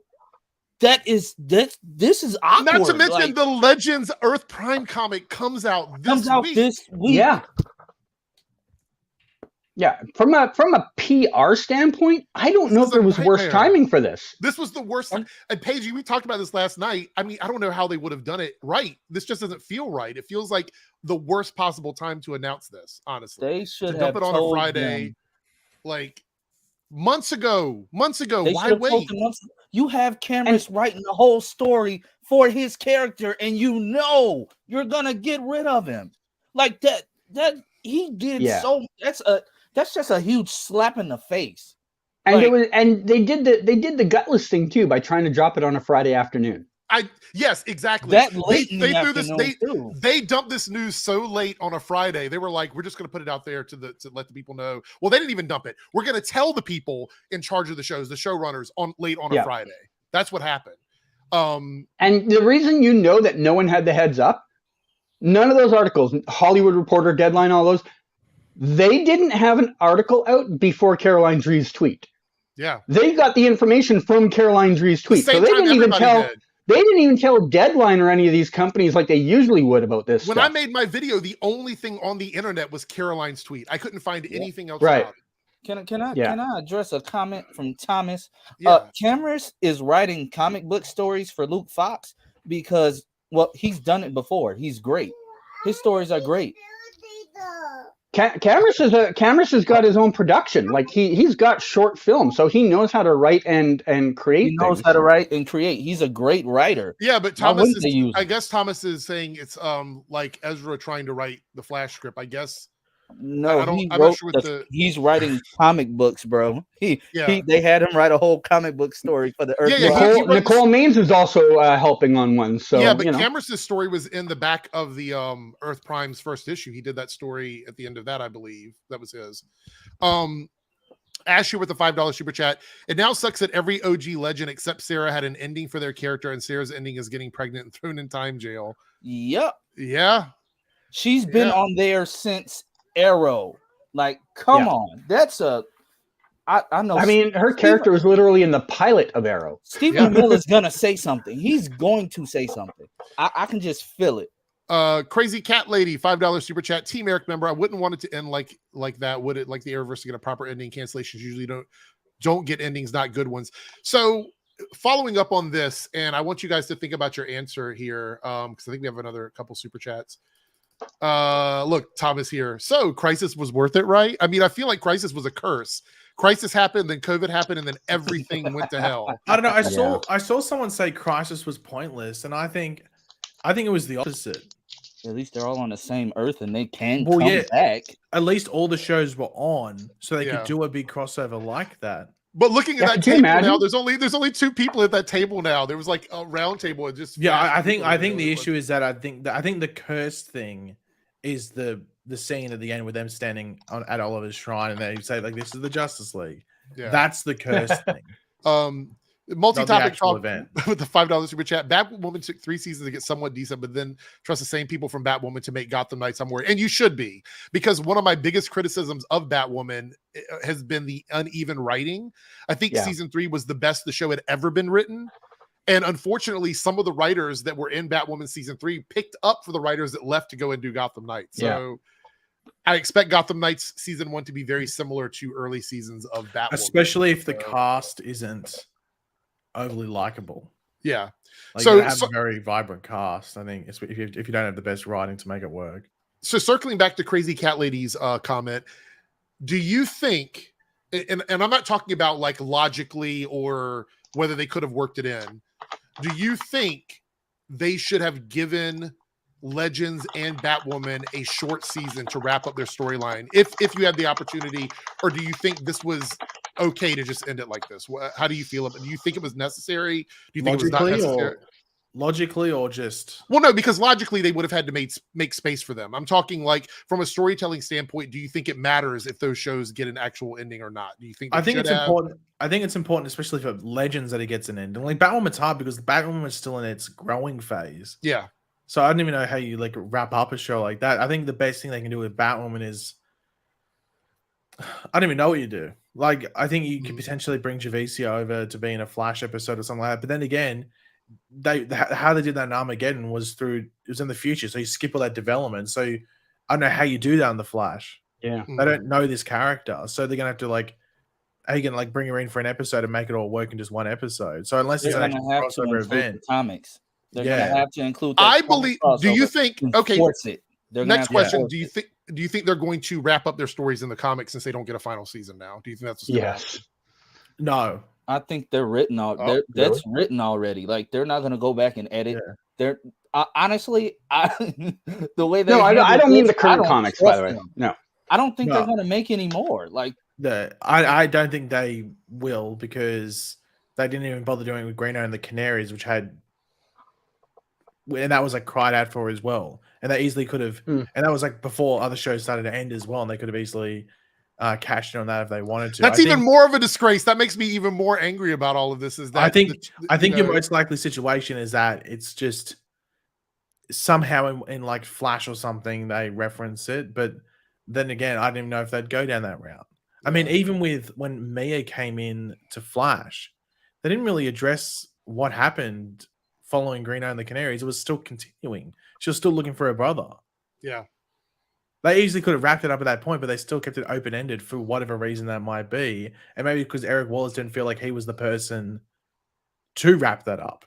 Right. So I guess that's the big question when it comes to these characters. If it's on Flash, is Eric Wallace going to be the one that decides what happens with Ryan Wilder, or what happens to the Legends and how the story ends, when he wasn't associated with the shows? Oh, that's a good question. I don't know.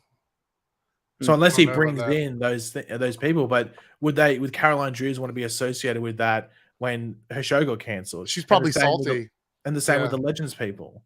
Yeah, and even the same for the actors. Like, you got to think with the actors. Like, I think like Brandon Routh coming back, I think it was him being a good sport, because it's clear he wasn't happy with how his character was written out. I think he came back as a good sport. Well, same with Craig. I think Crest with Black Lightning as well, even though I don't think his issue was with the CW, I think it was more with what was happening on Black Lightning. He hated the whole Henderson death, and that really is what, because if you watch the last season, he was dialing it in, and he was very vocal about hating what they did, and his character literally reflected that constantly. Yeah. And Lance, I know on Instagram, we both were following it. He stopped advertising the show altogether. On Instagram. Advertising the show only, and then in the last interview that he did when he was talking about how he was going to be on Flash, he said, "Hey, I have no problem going up to Vancouver because it's not that far from it's not that far of a drive or whatever he had to do to get there from California." He said, it's not that far. I can go there, I can come back. But basically, in so many words, I'm glad I don't have to stay in Atlanta year round. Yeah. Wow. And I think I've seen a few actors, not as many as Vancouver, but I've seen a few actors that are frustrated with Atlanta being the hub for a lot of things because it's so far from LA. They think Vancouver's far. At least Vancouver's the same time zone in a 2-hour flight. Atlanta's 6 hours away. I just want to say this. I know we're not talking about this, but Lance and I we've talked about Black Lightning quite a bit. I still believe some other stuff went down on set that we're not privy to. I do too. I do. Definitely. That I'm sorry. China and Crest and the way they did those scenes in the last season. Yeah. Painkillers pilot was forced. No matter how much I wanted to see it, that was forced. When you have to do an entire pilot with terrible CGI in the background, forced. Almost every scene was a green screen. Almost every single one. There was very few sets in there. Also, I believe it's because the people involved with Painkiller were the only ones that wanted to continue on with the show, and everybody else was ready to walk. Yeah, I think that was probably the case too. You know how I could tell Crest was ready to walk? Every fight scene was his body double with that dumb mask on. Oh my God, I didn't know that. Every fight scene. If you go back. I'm going to go back and watch season 4 now. Every fight scene is the body double with the mask on. Even some just standing scenes weren't Crest. And I'm sitting there like, oh my dude, did you do anything? Just to butt in, Ezra Miller posted on Instagram a photo for the first time since what's been going on, and the top comment is "Stay out of jail challenge" in brackets impossible. Oh no! Oh no! I wonder when he's going to turn the comments off. Oh no! All right, multi-topic talk with the So what we're going to do is we're going to answer these super chats, and then we're going to talk about the episodes from this week because we're coming up on the hour and 20-minute mark. There's not a lot to discuss this week. I think I've pretty much talked about everything in there, but we'll go through them quickly. Multi-topic talk with a $5 super chat and a Team Eric member. I dislike Legends of Tomorrow season 4. That's around the time I started disliking it. But I feel sorry for the people that actually enjoyed the show despite becoming sitcom bad com. I've said this before, and I said this about every show. If you don't like something, don't watch it. There's no point in being upset about something that you don't like. It just has there ever been an example of you watching a show you don't like or talking about a show you don't like? No, because I can't think of one. Because it could be an example where you love a show You loved the show. You tuned in every week when it first came out, whether it was live on TV or as soon as you could watch it in whatever form it is, and you'd watch it every single week on the same day. Mhm. And then you just fall out of love with it. You just don't like the show anymore, or at least to the point where you just. That's don't what wanna happened to me tune with in. Legends. That's That's what happened with me Legends. the perfect example I have is Walking Dead. I love that show. Oh, like, that the happened first with me as well. 5 seasons or Pagey, something same like boat. that. And then it just deviated, and I just wasn't enjoying it. And instead of sitting there and wallowing, going on online and all that stuff, I just dropped it. And Yeah, you know what? I stopped It's after not the us. Negan storyline. Once that happened, I was Yeah, like, I think I'm it was out. like I think it was like either towards the end of that season where he first comes in, or the season after. I just remember that the girl. This isn't a spoiler because this is like 10 years later, but the girl that was on Star Trek, she was on Walking Dead. I can't remember what. Yeah. Sonequa something. Sonequa, that's the actress's name. Yes, Yeah. Garrett. Is the last name Garrett? I think it's Garrett. Green, isn't it? Green. I don't Yeah. remember. Anyway, Yeah, her Green. character at the end of in this episode, like, is a zombie and she bursts out of a coffin or something. That was like the finale for that season. I had stopped like halfway through and I wanted to see how it ended, and it didn't bring me back in, so I just dropped it. But I never talked bad about the show. I never got triggered about it. I just, I enjoyed the seasons I watched, and the people that want to continue watching, they can continue watching. The fact that people get so, I don't even know what it's not even salty. It's like just brain issues. I don't even know what it is. I It's do. like something weird with people. It's Sonequa Martin Green. So she I knew Green was Yes. Yeah. So Thank you. I do Thank you, understand a D-Man. little bit. I do understand a little bit if you devoted 4 years into a show and then you start to not like it. I do understand complaining some because you've been sold a product and now they're taking and replacing with a different product. I can understand if you're 4 seasons into a show and they switch it on you, being annoyed enough to complain. Yeah. But if you've never even watched it yet and you're complaining about it, guess what? I don't watch Dynasty. I'm not there every day on Twitter going, Exactly. That's a good point. Yeah. That's how Why I feel would you? about these Superman and Lois? I watched 3 episodes of Naomi, decided it's not for me. I'm not on Twitter every day going, Naomi. It's the same thing with me. People are always like, well, you don't like Naomi. I'm like, yeah, but I don't need to talk about the fact that I don't like it. I've made it clear that I don't. I don't. Right. I'm not on a campaign to cancel Naomi personally. If someone asks you for your opinion on it, you can go, "Oh yeah, I just not the biggest fan of it. Didn't like this, didn't like that." And that plays People into ask- the super chat here from Andre, the 75. What is that? What? Uruguay, I guess. I think it's like uwu. Okay. Thank you so much. Batwoman should have been canceled on the pilot. I know a lot of people feel that way. Legends on season 4. Okay. The Flash on season 3. Wow. So this is all old school.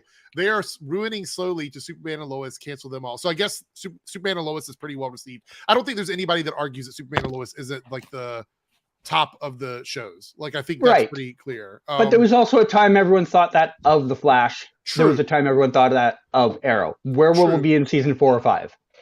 So what I'm saying though is I think that if you love something and you walk away from it, it's okay to for a while be like, I don't like it. I don't. But like if you're it, like, or whatever, even if it's a year later and you're still like whining about it, it gets to the point where you're like, what are you doing? Like if you stopped liking, if we're going to use The Flash for example, if you stop liking The Flash after season 3 or 4, we're on season 8. Why are you still complaining? Why are you still watching? Yeah, you don't like I would say for your health and your well-being, go with something you enjoy. Coming from me, walk away.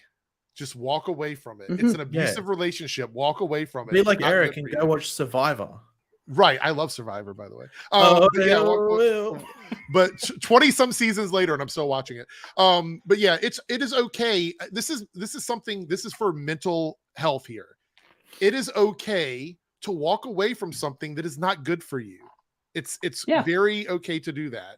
And if you're getting upset because something exists, don't support it. And there's a comment, there's a super chat that I want to address that falls into this. But first, let's do Charles here, 199 super chat. Whatever happened to TV movies, a possible wrap up. I don't think that's an option for these for the shows, because that would require them to spend money on it, and they're very clear. Oh, by the way, a bookend to all of this. Regardless of what we've talked about here, at the end of the day, every decision that is made is based on money for them. Money. It is not personal. It's not social. It's not political. It's not because of wokeness. It is literally on money that they could possibly. You have to look at these decisions like you're a robot. Robot doesn't care about your emotions. It cares how much money did you spend. Go ahead, Pagey. What about woke currency? Oh, okay. Well, I don't know what that is, but This is a question for everybody, even in the chat now. When it comes to the shows that we still have around, do you think if, say, for example, The Flash or any of the other shows no longer became profitable for them, like with the board of directors? Because I guarantee. Okay, here's a better question: do you think the people making these decisions even watch these shows? Because I'm going to bet they don't. No. Okay, so They they're watch looking a at the pilot episode, and that's about it. That's the most I've watched of the show. So they're looking at the numbers, and that whatever metric they're going with whether it's the money or the streaming revenue or whatever it is that they're looking at. At the end of the day, one thing we have to accept, and this is what we're seeing now with like Batwoman and Legends, they don't care about what we think about these shows. All they care about is the numbers on pieces of paper that come on their desk, and that's it. So advertising to certain demographics, pulling on your heartstrings, asking you to hashtag a ship on the show, which they do all the time. These are all ways to manipulate us into actively talking about and advertising their show for them. That's all that is. And this is a wake-up call for everybody that loves these shows. When you think like, why don't they do more? Why don't they give us this? Why don't they give us that? Because they don't care.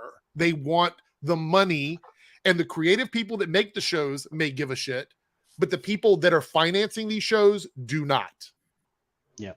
And that's what we have to remember. Just want that to be very clear here. And then Staggervore says with the 4.9 super chat, some people like to hate watch things and give them something to talk about. And that's absolutely fine. But what they need to understand is they are actively contributing to the success of the things they hate if they're online talking about it. Because if you say, I hate Superman, I love Superman, I hate Batwoman, all that does is cause that thing to trend. It doesn't matter what the reason is, because all they say is, oh, we're trending. This is good for us. This is good for our numbers. Let's keep it going. So whether you love or hate something, it still contributes to the success of that thing. Mm-hmm. This is 2022. I don't think I should have to explain how the internet works when it comes to that kind of stuff. Like when they say that all news, or what is it? All press is good press. All news is good news, or whatever. It's true in this world more so than it was in the past, because now people don't even read past the headline. People don't read past the headline. You don't. I kind of disagree. People read the articles, Canadagraphs, and get the context. No, that wasn't the point I was disagreeing with. I was going to disagree with the not all news is good news thing. I do think it's a little different now because we have become so divided that if you see a story in your feed that tunes into your interest, belief, whatever, you don't read the article. You're just like, that's got to be a fact, and you jump into it. So this all news, in the past it used to be good news, bad news, didn't matter. It's free press. Kind of not this case anymore, because bad press just... Yeah, I mean, I think part of Batwoman's problem always has been bad press. Yep. I think 10 to 20% of their failure was bad press right from the first trailer. Before the show came out. Right. Not after. That first trailer, first trailer soured me. I was anti-Batwoman that first trailer. I actually said that they're in Pagey. We've talked about this, and I don't know if you still feel this way. The first trailer they put out was the worst way to advertise the show. Honestly. It was bad decisions because it had a lot of that stuff that didn't even end up in the pilot. Some of that stuff there's the one line where it's like, is it? Yeah. I remember being told, because the trailer came out at Upfront, I think it was, and certain press got the pilot on that exact same day as the trailer. And I remember someone who watched the pilot said that line's not even in the episode. Yeah. It's like, why is it in the trailer? I can't. It was either like, it'll fit a woman or something like that. Or it'll fit me better. I think that might be the line or something. There was like the line about the suit. Yeah, that wasn't even in the pilot. I think the bad advertising came when you had those ones that were clearly filmed by like an advertising company on a LA back. Those didn't help. Yeah. Those didn't help. But they were already under the bus. They were already under the bus from that first promo. Well, those were the bad ones. I don't think the trailer was that bad outside that forcing those lines, which once again weren't even in the episode. But the problem is those lines kind of made people not pay attention to the rest of the trailer. That's the biggest issue. It was like a standout point. Yeah. But my comments are not about articles necessarily or even trailers. It's about watching a trending subject on the tab. Like the executives don't read beyond that. They see that Batwoman is trending And for them, that's all they care about. They're not reading beyond the hashtag. That's what I meant in terms of that. But I agree with what you're saying. I understand that point then, yeah. But I agree with what you're saying. Yes, press isn't always good. But a good example, hot topic, completely off topic here, a podcast that I just think can be absolutely toxic city on a certain platform was blasted for their content, and they actually went up in numbers because of that. So I think sometimes bad press can bring people to something and make people. I'll be back in a minute. Something. So, oh wow, they're coming in to pull him away now. He's gonna take it away. So West Allen has found him. West Allen has found him. But yes, I will agree though. I will agree with him though. I think that sometimes advertising can actually hurt if it's done in the wrong way. And you know what they should use for Gotham Knights? What's that?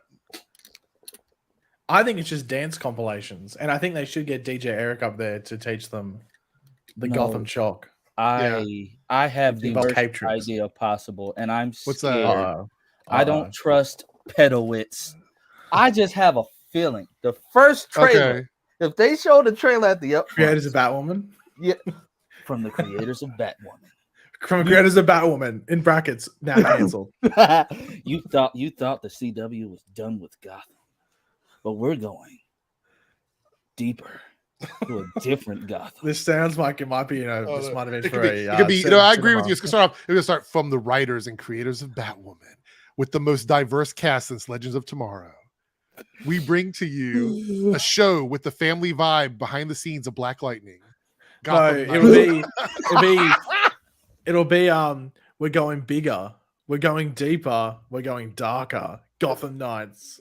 And my thing is even more cancelable than ever. Why did they make an original character as the adopted son when you have Dick Grayson? You have Dick Grayson, Jason Todd. Oh, they could have just done like this is an alternate world where Dick Grayson wasn't the first Robin. Right. Exactly. Well, he wasn't the adopted one. It is someone else. From the network that canceled all of your favorite shows. We bring to you Gotham. And I guarantee you, the first episode, they're gonna do what they did with Superman and Lois. They're gonna get Grant.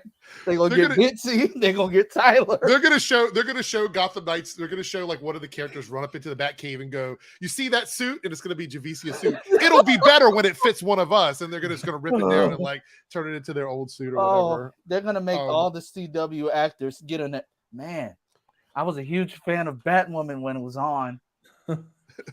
Man, we love it. Oh, I'm so glad to welcome Gotham Knights. No, in the CW, they'd get Javicia to try and promote Gotham Knights or something. Oh no! Yeah, this show is really good. I put nothing past them after yesterday. From the network that gets everybody out of their jobs for pilot season, we bring to you Gotham Knights. Oh, the main Robin is Carrie Kelly. Look. The TV show that comes out the same time as the video game, we give you Gotham Knights. But there's no correlation between the two. No connection whatsoever. But they'll say, watch Gotham Knights premiere and get a bonus access code, which gives you Javicia Leslie's Batwoman suit. And just you didn't think we could kill Batman again, but we did. Gotham Knights. For the third time. We don't even get to see Warren Christie's Batman anymore. Like, come on.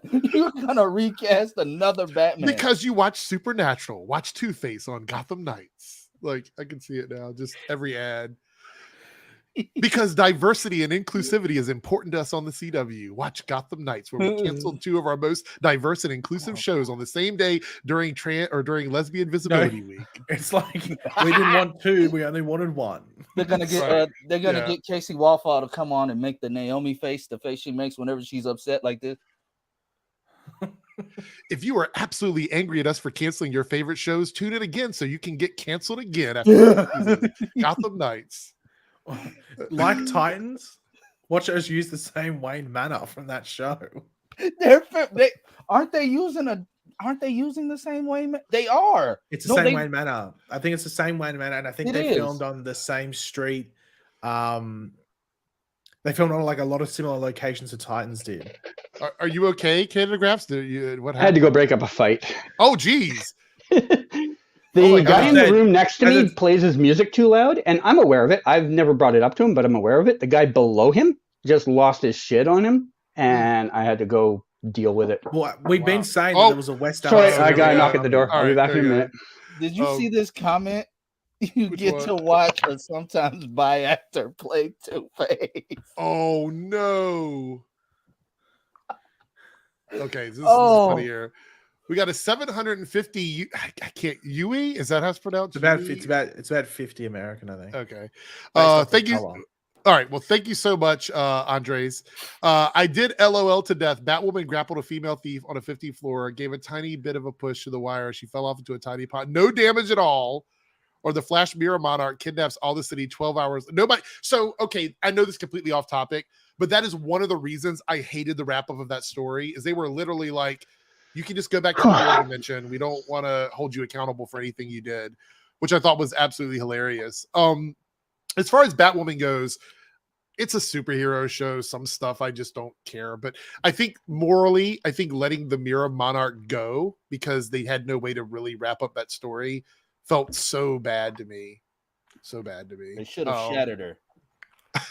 Well, they could have just put her in. Like, the truth is, she was so powerful. I don't know what they could have done to stop her, to be honest. I mean, she's like a crossover level supervillain, honestly. So it just goes to show the Mirror Master, if he really was able to use his powers, how deadly he would be to the Flash in a real world setting. But yeah, I don't know. Yeah, that was bad to me. But I don't want to relive the end of that season. That was a rough one. That was actually my least favorite episode, and I think in pretty much all of that season, because I still count the first 3 episodes as the last 3 episodes of season 6. Honestly. All right. An hour and 30. It says we're gonna do like a 15-minute warning here. We're gonna go through the shows quickly. We'll talk about Superman and Lois first because I don't really have a lot to add to that. Everybody's caught up on the shows, right? Everybody saw it this week. Yeah. Correct? Okay. They went to Bizarro Earth. The Earth was square. The sun was square. The pool balls were square. I guess car tires were square. I don't know. Anyway, it was a weird world. I love seeing it. I loved all of these alt versions. Pagey said that he thinks it should have been more than 1 episode. Do you agree or disagree with that? It felt Yes. rushed. Okay. I said I watched it live on like my Twitch stream and that, and I said in there, I'm like, I'd love to see a 3-episode arc about this. Hold on. Does everyone have a drink? Canadagraphs just mentioned Oh, his Twitch shut stream. Yeah, but I said like I think this. I'd like to see 3 episodes about this. Like I get the impression we're supposed to believe like Superman's not coming back to there right now. Why didn't they just have a Bizarro like storyline for like 3 episodes? I'd love to catch up more on what these characters are like. Right. Now, do we believe, because the way they presented this world to us is that people there feel like they're missing something? Are we to believe that this is in fact like a fractured portion of our world? Or is it just another reality? Because they made it sound like they were missing something. Like everybody has some sort of thing missing in their life. And they made a point of saying, like, they showed Superman being addicted. They showed like the kids feeling that they were missing something. Tao mentioned he was missing something. Like Allie was sort of pulling people together to show them that they're missing something. Because it seems like that world, she was more successful at doing that than the Allie was on Earth Prime. So my question is, do we think that there is something to that world being like a fractured, like twisted version of our world? Or is it just a coincidence that they feel that way? Because we have that Oblivion Stone now that seems to be part of one thing split in 2. So does that mean that everybody on our Earth has a doppelganger over there that feels like they're missing something? Or how does that work? Do we know? Do we hear? Till you just brought this up to right now, I didn't catch that before, so I can't really can't really say. Because like, that's a good question. Like I would assume so, but I mean, how do you explain?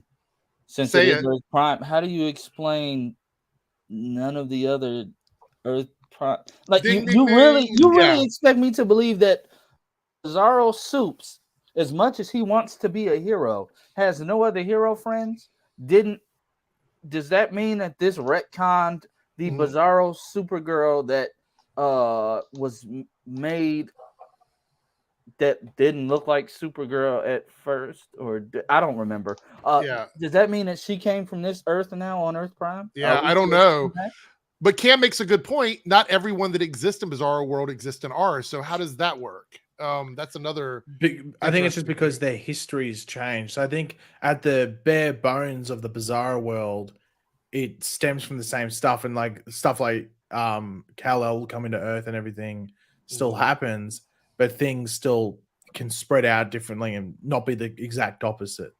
So yeah, because certain people are dating different people there. So yeah, well, like we don't see there are Kyle differences. We don't see Kyle at all in that episode. So obviously, no Kyle and Lana means no Sarah and Sophie. Right. So Defunct here says, was Allie's backstory true? We don't really know for sure if it was. That's my argument, is we don't really understand the system here. And Giovanni, but the thing is that where's Maxwell we don't also Lord, always. We also don't know what the whole thing with the portal is. Right. Like, are these worlds actually split, or are they different? Is it a part of the multiverse? And B. Allen Hart here, Team Eric member, also goes, their Earth is opposite, so they feel incomplete, but on Earth Prime, they don't. But I don't think it's the opposite. I just think it's just different. It's varying versions. Yeah. Where it's very similar. Like if you look at Earth 2, how the powers didn't work because you like get to like be at a different frequency or something like that. So I think I don't know if it is just this thing where it's an opposite land and it's like some opposite side of a mirror or something. For some reason, I just feel like it is a part of the multiverse. But we believe there was like this flip thing because we didn't know what the portal was. We didn't know how Bizarro got to our world because we just saw him go through the mines. But now we know it's because he actually went through a portal in the mines. So I wonder if there's still 5 episodes to go this season. Yeah, like so much has happened in the 10. So surely like they probably explain it, because I just don't know how it's just like this opposite land when it's clear not everyone's the opposite outside of them speaking backwards and things being back to front. Yeah, we see more. Well, the other thing is we clearly saw, like, you know, I called a few weeks ago, kryptonite was the cause of Bizarro Clark turning, well, for lack of better words, more white. Yeah. So will we see the effects on other people? Because it seems like they're weaning the people off of XK on Earth Prime. I feel like XK would have the same effect on Earth Prime people as Kryptonite had on them. I feel like that's kind of pointless now.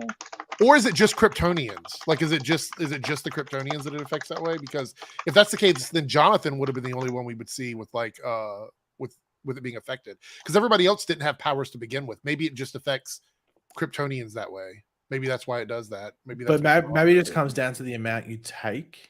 Oh, maybe. Because then again, you look at Anderson, and Anderson was tweaking. There were some people saying that that they didn't explain why Superman looked that way or why Bizarro looked that way, and I'm like, they literally explained. Like they. I wish they, and this is why I don't think they fully explained like the scars and everything on his face. Right. That's something I would have liked, but I think once again it was a time thing, which makes me wish it was 2 episodes where you weren't constantly jumping through the storylines, because it was very fast editing in regards to the pacing. And I wish like there was some bits where they just slowed down a bit. While other things, I think like even when we got to that end of the episode and like they did the Tarot thing, I was like, Jesus God, we got like 5 minutes left in the episode. And we're jumping into this. Well, honestly, when I was watching the episode, I looked at the clock and I was like, we have no time left to finish the story. Like that's honestly. I thought it was going to be like a cliffhanger, and then we pick up again with another Bizarro World thing. Yeah. No, but it was just like they did a quick like 2 scenes really so then they could introduce that Tarot properly, like the Bizarro Tarot. So Andre here with another super chat. Somebody was telling me this is actually pesos, so I don't know if that's right or not. It's Uruguayan dollars. Okay. That one that was earlier that was 750. I checked on XE to see what that is. It's the equivalent of about 18 US. Okay. All right. So this would be like 4 or 5 US. Okay. Well, I appreciate it, Andres. Comments. Let's get into this one. Bizarro World is garbage. Okay. Superman was good, just lost to kryptonite addiction. Good as in like a good character. I don't think he was necessarily a good person on this world. He was. I think he's talking about Bizarro Superman was good, but he just was addicted to the kryptonite. Right. Jonathan is totally evil. I think he turned to evil because of the way he was being treated, but I'm not going to disagree that he wasn't being evil. No, he was pushed away, and then Allie took him in and then turned him. Yeah. I think Bizarro Lois is even nicer. So I want to point this out. This is probably a hot take. but what would my show be without a hot take? I think Lois was more subservient to Superman because he was so overbearing with her. And I don't think we need to think of that as being nicer, because I don't think that's what they were going for. I think they were showing that Lois didn't have as big a voice in the relationship. It wasn't Superman and Lois. It was Superman ... and Lois. Right. So she might have seemed nicer, but to me, it felt like she was being pushed into a corner by the way it wasn't an even partnership. It was like second fiddle. This comment is weird. Jordan is totally a future trans woman as they dressed him. I mean, I didn't see a lot of what he was wearing, but he looked like he stepped out of. Looked like Pete Wentz. That's what he looked like. Yeah, he looked like a goth emo person. Like, it looked like he. As I said, the episode. It wouldn't surprise me too much if they hired the Welcome to the Black Parade by My Chemical Romance set decorator just to do everything. But I equated Jordan on this world to being the Jordan that we met at the beginning of the series before he actually broke out of. But like a year later, if he was still allowed to wallow in this setting of this world. Yeah. So for me, he was more like just a quiet. He was almost a non-factor in the episode, to be honest. But that was because this is how Jordan would have been had he not broken out of his shell. Basically on the show. It's also funny to me that Superman or Bizarro, I keep saying Superman, Bizarro was so into himself that it was like TMZ was around and he didn't care that somebody was falling to their death. I was like, there's somebody falling to their death, and he's just like, let me get this selfie. What's up? Like, it was really. I know you hear him. Yeah, because he's got super hearing, and even though there's 100 people yelling at him, he hears everything. He would have heard that. It's not like the guy was screaming from North Korea, like he was screaming from across the street. I think that was the whole point, right? Yeah, because no, I get it. It's kind of, I don't know. You just kind of rant about it because you're like, yeah. I think the point was they were trying to show us just how different this version of Clark is from the one that we know. And the fact that Jonathan has powers and he wanted to be a hero. He wanted to have that limelight. And Superman kept telling him, no, you're Jonathan L. You're part of the L family. You can't go out and do all this on your own. He was driven to where he was, which is pretty obvious to everybody, I think. But I think they did a good job of setting that up. I think if I have one criticism, it's the same as you, everybody said here, is that the pacing of the episode didn't allow us to really get to know these characters as well. Well, if you look at the Earth 2 episodes of The Flash, you got to sit in that world, even though in those episodes they also cut back to Earth 1 as well. Yeah. So, but the thing is that Ali's still on that Earth. I don't think Anderson's dead. I think he just got knocked out. His chest was crushed. Yeah, but I don't know if he's dead. I'm gonna so let's make our predictions here. I think he's dead. That's what I think. I think he's dead too. Set after that, he's been back filming. Well, hold on. What if they use Anderson and he becomes Doomsday? Is this an Eric theory? That was my theory, actually. Yeah. Well, yeah, but now that he's had he's like, can Ali reanimate him and make probably? Him, I would say yes. You probably one of her things. Can we just acknowledge how good of a piece of writing it is that that Superman and Lois was able to make you kind of feel for Anderson? I did feel for Anderson a little bit, even though he was kind of an asshole. I'm like, all right. So. Yeah, exactly. All season, I'm like, I want this guy to meet my fist all season. And in the end, I'm kind of like, he's still an asshole. But you know why? I feel bad now. They allowed him, and this is something they didn't do with Caitlin on The Flash, and we'll talk about that in a second. Okay. They allowed him to not only accept responsibility for everything he did, but to apologize for it, have everyone else acknowledge it, and then for him to just move forward with that, with acknowledging that happened. And that's something we don't get a lot on these shows. They always try to justify why somebody did something. There was no justification for what Anderson did, and he wasn't asking for that. Matter of fact, he was ready to accept whatever his fate was. He just wanted to make sure that, that Clark was safe. And that's why I think that was good writing, because a lot of times they try to rationalize why somebody did something. And sometimes people do shit things and you just have to apologize for it. I can't tell you how many times I've walked outside and offended somebody because I look like an idiot. And then I have to go, you know what? It was my fault. I have to apologize to Pagey every day for taking so many L's. So it's like... And still, he does not apologize enough. I'm still. But would you guys agree? I think it's the fact that he took accountability for what he did and didn't look for an excuse. I think that's probably what it was. I think that's definitely a notable factor in it. Like they presented it in a way where he got to see all of his actions, like what they, how they affected everyone. And he got to understand the impact, and he got to understand why other people had their reasons. Like when he found out that Superman's family was, back on the other Earth, and that he got to understand why Superman sometimes has secrets. Right. And he understood that he screwed up. And he had a life-altering experience, but just a little bit of time he was on Bizarro. So rarely do one of these shows make amazing writing job. Whoever came up with the scene breakdown for those, very well done. I think it was Zack Snyder. I think. That makes sense then. I heard it was Zack Snyder in collaboration with Joss Whedon. I think it was and it was overseen by Mark Guggenheim. So I have to say, Lance, I'm just seeing your shirt, and I need that shirt immediately because I'm a Marvel girl, so I gotta have that. Well, yeah, Marvel shill. Right. We got a $20 super chat from Ash here. He goes, hopefully next episode Jonathan doesn't get entitled like Wally did, and not only trash talks to people being reasonable about risking his life to get powers from an alternate world because he feels like he's owed powers. I guess we're talking about Jonathan and not Jonathan L. Is that what we're talking about here? Yeah, I wouldn't say. I say it's it's basically. I can't even lie. It's basically. Yeah, it's basically gonna be like the same thing. I was gonna say, I think your worst case scenario is absolutely what's gonna happen. Probably. I was the fastest man alive. I was Kid Flash. Right. So, very good. Lance, do you think that we're gonna get a merged Jonathan that has powers? Is that what you think? I think they already gave away the fact that he's not gonna be merged, which was dumb to put that in the trailer. We know that, and first of all, they put it in the synopsis as well. Like, it was a dumb synopsis. I don't know if you guys saw it, but it gave away too much detail. And David Ramsey is directing this upcoming episode, I believe. Oh, that's what I was going to mention. I wonder if we'll learn about Justice U this week, because I wonder if he'll do interviews leading up to this episode. Ooh. I was going to say I don't know. that. They've never interviewed him about any of the other episodes he's directed. They interviewed him for the one last season, not for the one early this season though.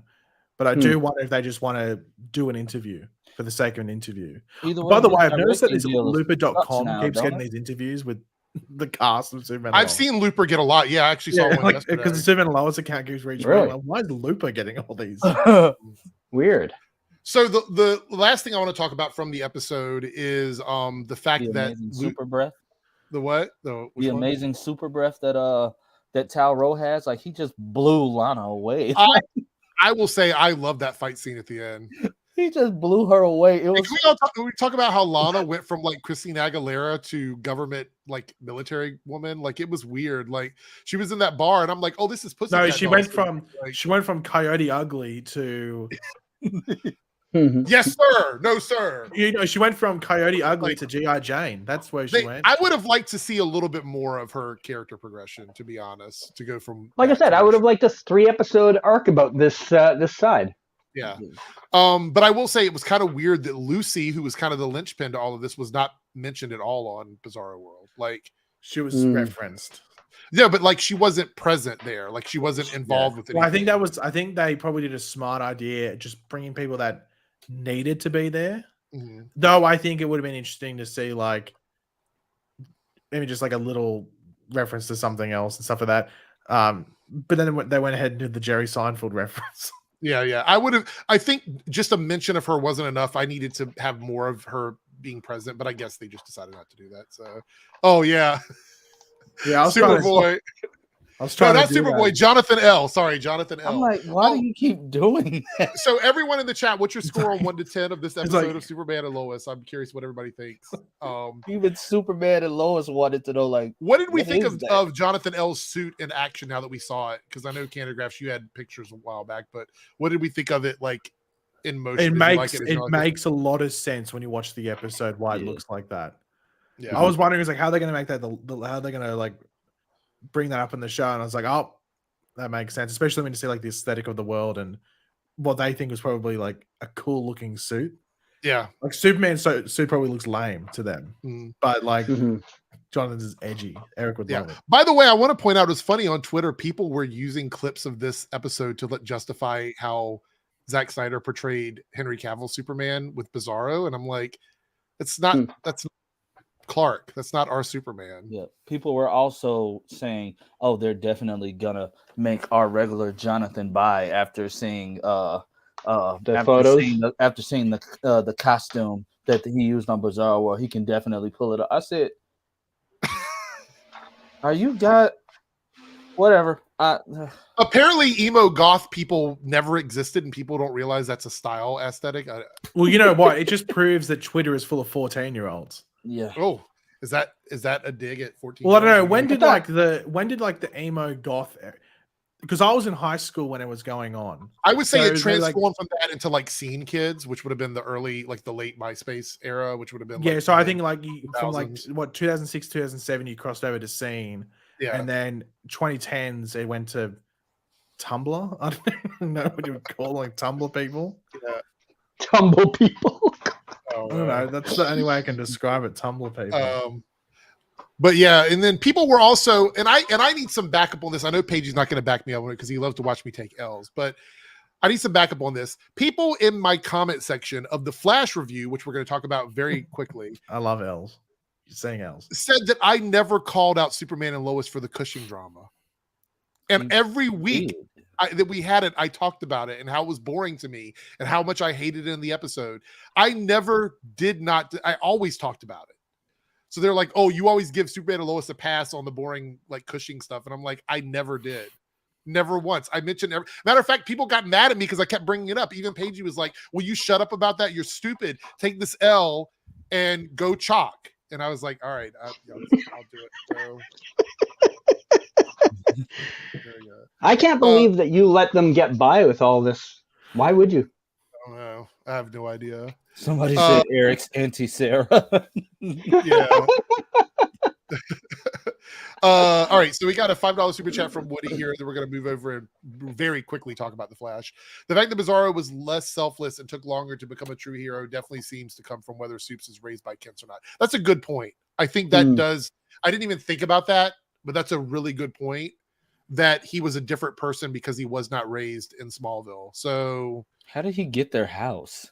He just he was talking to Tal Rowe. He said he purchased a house. Yeah, he wanted to move to Smallville and bought an old I will farm. agree with you. It's very, very coincidental. I agree. I was going to say they that. Died already. Yeah, I'm gonna just chalk it up to being Bizarro World, and they've got square pool balls. So I guess when he burnt the barn and then proceeded to not put it out, I'm like, well, way to ruin your own property, guy. Yeah. But he can rebuild it in like 6 minutes. That's true. He was too busy doing drugs. That's true as well. He went in the house and he can do both in 6 minutes. That's true, but he obviously went through the entire stash because Jonathan said, "Oh, it's only 2 left." He huffed a lot. Yeah, he was going wild. All right, so let's quickly is the Flash. Let's talk about the Flash and the I think it's Death Rises was the name of the episode. Death Rises episode 12. This episode was kind of a mixed bag for me. I didn't hate it. I didn't love it. I thought it was just an okay episode. A lot of people said it was their favorite episode of the season, and I didn't necessarily feel that. Yeah, there are people that were giving it like 10 out of 10. So I'm just gonna Anyway, let's first start off talking about Iris's time sickness. How do we feel about the storyline? I have an opinion about it, but I want to see how everybody else feels about the progress of the storyline and where we're at right now. Any thoughts on this? At the beginning of the season, I thought this sounds interesting. We'll see where this goes. And there was a part of me that also thought this is funny enough. It's happening, but there was a part of me that thought this is going to give them a chance to have Iris out of episodes because we know Candace wants a break from Vancouver. Didn't think it'd be 4 straight episodes, but that's a different story. I'm now at the point where I'm kind of this is a little clunky, and I don't know. I don't know if this is a good storyline anymore. What about you, Lance, Pagey? Any thoughts on this storyline? Which the Death Storm or Iris? The Iris time sickness I storyline. want them to hurry up and get it over with because, well, first of all, I've been pulled into several arguments about the time sickness being because she's pregnant, which they already kind of debunked last season, but hey, nobody remembers that. I just rather them get it over with because at this point, it's been a 6-month time jump. You still ain't figured out what's wrong with this woman. Barry, they're making him seem like he can actually care less. It's weird. Let me okay. So, and Pagey, do you have any thoughts on it at all? And I see your screen name. I'm not going to read it out loud, and I will not confirm or deny it. So, what are your thoughts on the time sickness? I think it's like, the way that they're portraying on screen is a bit weird. Like in regards to like what's going to make her fully crack, if that makes sense, because we know something's going to happen where she disappears because we know she's gone for 4 episodes or whatever it is. So, and that's going to be not this week, next week. So, like, what happens this week that leads up to that? Is like, to use a loose term, is her time sickness like cancerous to the still force? Is that why Dion decided to crumble to the ground and disappear? He got yeeted. I don't know. He got sharded on. Like that's pretty much what happened. Like he got sharded on. Okay. There was a shard and he was in the vicinity and he collapsed and passed out and disappeared. So my only thing is that I just don't know. Will the setup make sense why she's gone for so long, and then the events through those episodes where she comes back? Is it worth it? If that makes sense, because I think overall we know why it's happening, but at the same time, have they set it up where it's still somewhat interesting to see how they solve it out or figure it out before her return? This is going to get clipped by a bunch of the fans, but we know exactly why it's happening. And the reason why it's happening is Candace is making it really difficult to film with everybody else. It's pretty obvious. Yep. And then he's going to blame it on Thawne at the end of the day. She's not filming with anyone else. She had that couple of episodes with Allegra, and then she went away with Sue. She's been filming with her and this whole Phantom Girl storyline, completely separate from the rest of the cast, by the way. What did they announce? Yeah, I never really thought about that until you just said it now. There's even more. Y'all ready for this hotness here? And I'm not talking about Jaco or Jocko, whatever. Wait, is this going to include a twerk? Wait, if you're going to have a rant, can you twerk while doing it? Yeah, let me get up and no, I'm just kidding. So first of all, who's running CCC Media? Allegra is at Star Labs all the time, and Candace has been away for probably weeks now. Who's running that company? And where's that hates Allegra? Where's the storyline with that? They said that was going to be set up as a storyline for Allegra. It's gone. Allegra's just basically been like, "Oh, you want to ruin me? Okay, I'm leaving." This is why Eric Wallace does not need to do interviews. He is terrible. He says the dumbest things. Also, and then just keeps contradicting himself. It's but so here, annoying. I understand that, Lance, but this is part of a showrunner's job is to lie and hype. It's part of their job. So let me also at say least this. Do it good. Like you're doing it badly. Yes. Let me say this. How much time is happening with Iris and Sue versus everything else that's going on? Because we will leave a scene where they're talking about ordering food and 2 days pass in Star City, and then we come back to that scene and the food is just arriving. It's hyperbolic, I get it. But there's a time discrepancy between what's happening in the Iris and Sue storyline versus what's happening with everyone else. It's moving at like 1 minute. It's moving at like a snail's pace compared to the rest of absolutely. The events. Yeah, absolutely. I've always, the criticism I had for the episode, where it felt like there was. Do you like my new profile picture, by the way, Eric? Yes, I do. Where they, like 2 or 3 of the Iris scenes should have just been combined because it felt like they were only on screen for a minute. And I was like, why are they so separate? Like, fair enough, like the one at the end and I think the opening one and stuff like that. But there was like those 2 or 3 ones in the middle where I'm like, why isn't there just one longer scene? Because they revolve around the exact same thing. And the next scene is picking up straight after the previous one. They're dragging that scene out. They've been in that same room for 2 episodes.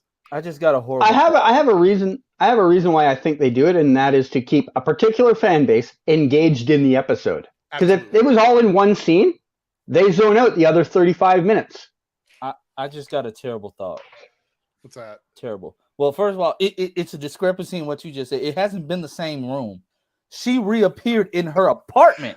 That's So they true. moved her. They moved her. That's Secondly, true. Oh, I forgot about that. Iris has had this time sickness since last year, right? Mhm. When they had the awkward phone calls and Barry wants to know why she was so sick. Oh, you must be pregnant. That whole thing. Didn't even go home to see her go in the room to see if she wasn't there because she was flickering in and out of time. 6-month time jump at the beginning of Armageddon, right? Whole 6 months. Armageddon happens. She's with Thawne in there. They come back. It's messed up. They had to take away the treatments. What if?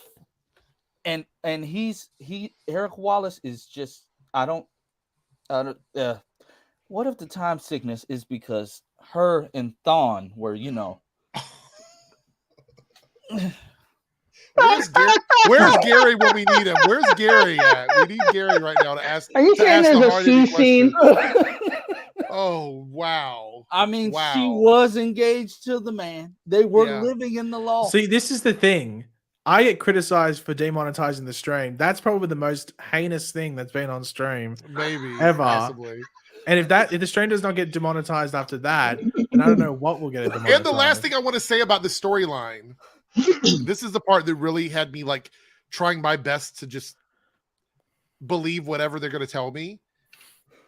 Dion, who is the embodiment of the Still Force, he is the avatar for the Still Force. No, what the hell? Told Sue he needed her tracking technology to somehow track Iris throughout the Still Force with an app that they made in the real world that he turns into a bubble that floats into Iris. I'm like, what is happening here? I think you misunderstood. He said, what if we do something like your app? He just plays. He's not saying, "Oh, I'm gonna take your app and put it in you." Yeah, so I didn't even know it as a point of reference. Like, but still, like, why was that even? Why was that even reference? What was the point of? You know why? I think it's going to be relevant when she disappears. I get that. Yeah, but the fact that he referenced her, he could have been like, "I'm going to create a bubble that will track you through." I think why reference a freaking app? Like, it doesn't make any sense. Because they've used it. It's unfortunately it's one of those cases of treating the audience like that. It gets even worse. Are you ready? It gets even worse. Now that we have this app that can seemingly find anyone anywhere, is that going to get incorporated into Star Labs so they never have to track a villain ever again? They just know where they are at all times? Because that app opens up the plot hole that they can find anyone anywhere with this app. Are they still looking for Tenya, or what was the point of even making that? Well, no, because they helped press release. They sort of had to get away. I think Tenya, I guess there's no. But they have introduced an app that can track anyone anywhere on the earth. How does it do that? I don't ask me. They didn't explain it. They Science plot. But So wasn't that it means based? that Wasn't it based off the metahuman thing? Maybe I don't. That's what it was. I think it was, but that's they what it was. never That's how used it before. Yeah, it was the metahuman. That's how. Which they ended means up with that they have introduced technology that can track anyone. Now, if they don't incorporate that into it's not Star anyone. Labs, It's a metahuman. That's what it was, and it doesn't give them an exact pinpoint like a what do you call it then that makes it even that was even dumber for Dion to mention it then because it literally doesn't mean the same thing. It's a tracker, but it's not like an exact tracker. It gives like a rough location. Yes, it and is based on dark matter. He's using, but since when do we face people that don't have a dark matter connection? That's pretty much 95% of the villains that they ever face. Well, I'm not talking about Deathstorm. I'm talking about moving forward. But I'm just saying, if you're saying a villain, like if it was last season, then we had Deathstorm. Well, they still call Deathstorm a meta. Yeah, even though it's not, it's a cosmic being. It's not a metahuman. But it doesn't necessarily equal dark matter. It's no, I'm not saying that. But they are using. So what? My point being is that they say things incorrectly all the time on the show. Yeah, I know. Don't get me wrong. I know that they're calling Deathstorm a metahuman. He's not a metahuman. He's not even human. So. Anyway, that whole storyline, which I'm really excited about, has become exhausted because they're doing it just to accommodate Candace. Yeah, that's the thing. You know what? That's why it's even pointless talking about because we know it's just to set this absence up that Candace wanted / needed / asked for. whatever She it needed is. It's really sad. sun. Well, actually, I'm Vitamin wondering, D. has she not been in episodes? How many episodes was she not in previous, like this season, might I say, like before this one? At 'Cause least you know how a couple, Grant- right? But She was at the end of one episode, very end, in a scene that was not connected. Yeah, to the I other. think they did that magic filming thing where they back end a little bit of one episode with the start of another episode for filming wise, Yeah, and so then they just sprinkle those pieces in. 6 and 7 she wasn't in, so there's already 2 episodes there that she wasn't in. Okay, I was just trying to wonder whether she, like, because I got even like Grant or the actors, they'd have a certain amount of episodes off. I'm wondering if she just used all of her holiday time for when to call it for 4 episodes in a row. By the way, guys, Deathstorm is not in anyone's body. Deathstorm is a completely made up, his own entity. It's his own entity. He's not in Firestorm's body. He's not in anybody's body. I had an observation at the end when we see Iris see the Eddie version of Deathstorm. She could have solved everyone's problems by just walking up and touching him, because she makes things vanish all the time. Yeah, that's true. Why didn't is Iris aware of the Deathstorm stuff? The ghost? I don't know if she's even. I don't even know if Iris is aware of what's going on outside of that house. Like, it's just really weird, and that's why the whole. Because Barry's been there again since all of this has been coming up. You'd think he would have at least been like, "Oh, by the way, here's what we're dealing with." Yeah. All right, so let's try and get through this here. Asher with the $5 super chat. So Caitlin bringing Deathstorm back has resulted in mass murders, but she faces no consequences or rebuttals from Team Flash writers. Why? Okay, so I want to address this, and this is what I was talking about with Superman and Lois, and this annoyed me a little bit in this episode. Do I think that she should face any kind of backlash? I think there should be some question to what deserves to happen, I guess, here. But the truth is that she wanted to accept responsibility for what happened, and then they had Frost trying to talk her out of it like it wasn't her fault. But literally it is her fault. And so the fact that she went against the team and did all this behind their back, whether I think it was justified or not, she was trying to accept responsibility for what she did. But the writers thought that we need to somehow convince her that it's not her fault. And that makes it feel completely disingenuous. So I don't know if Caitlin deserves any sort of quote unquote punishment for doing this, but the fact that they did not let her accept responsibility for it, to me, felt a little weird in that scene, because they were like, Frost was like, well, it's not your fault. And I'm like, but it is. And it's also your fault because you helped her do it. So you both should be taking some responsibility for this, but neither one of them did. That's a little rant from me there.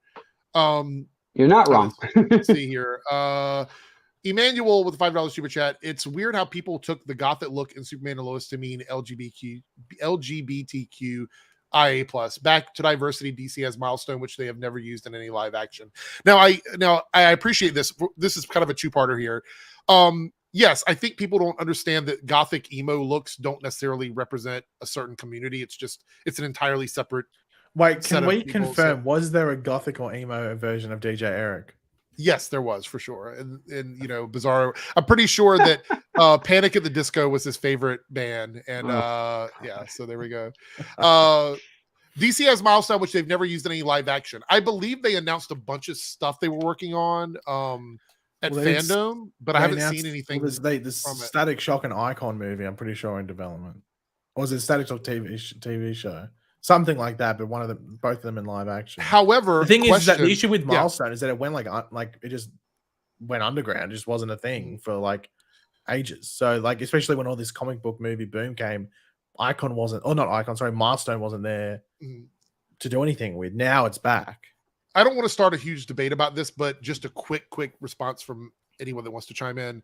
Do we think that because of this change with Warner and Discovery that this may change their release for Milestone characters that they announced at Fandom? Do you think that's going to affect it? I don't know. Well, it depends what you want to do. Like, I mean, as soon as you do like the Ta-Nehisi Coates Superman movie, like, why don't you do Icon?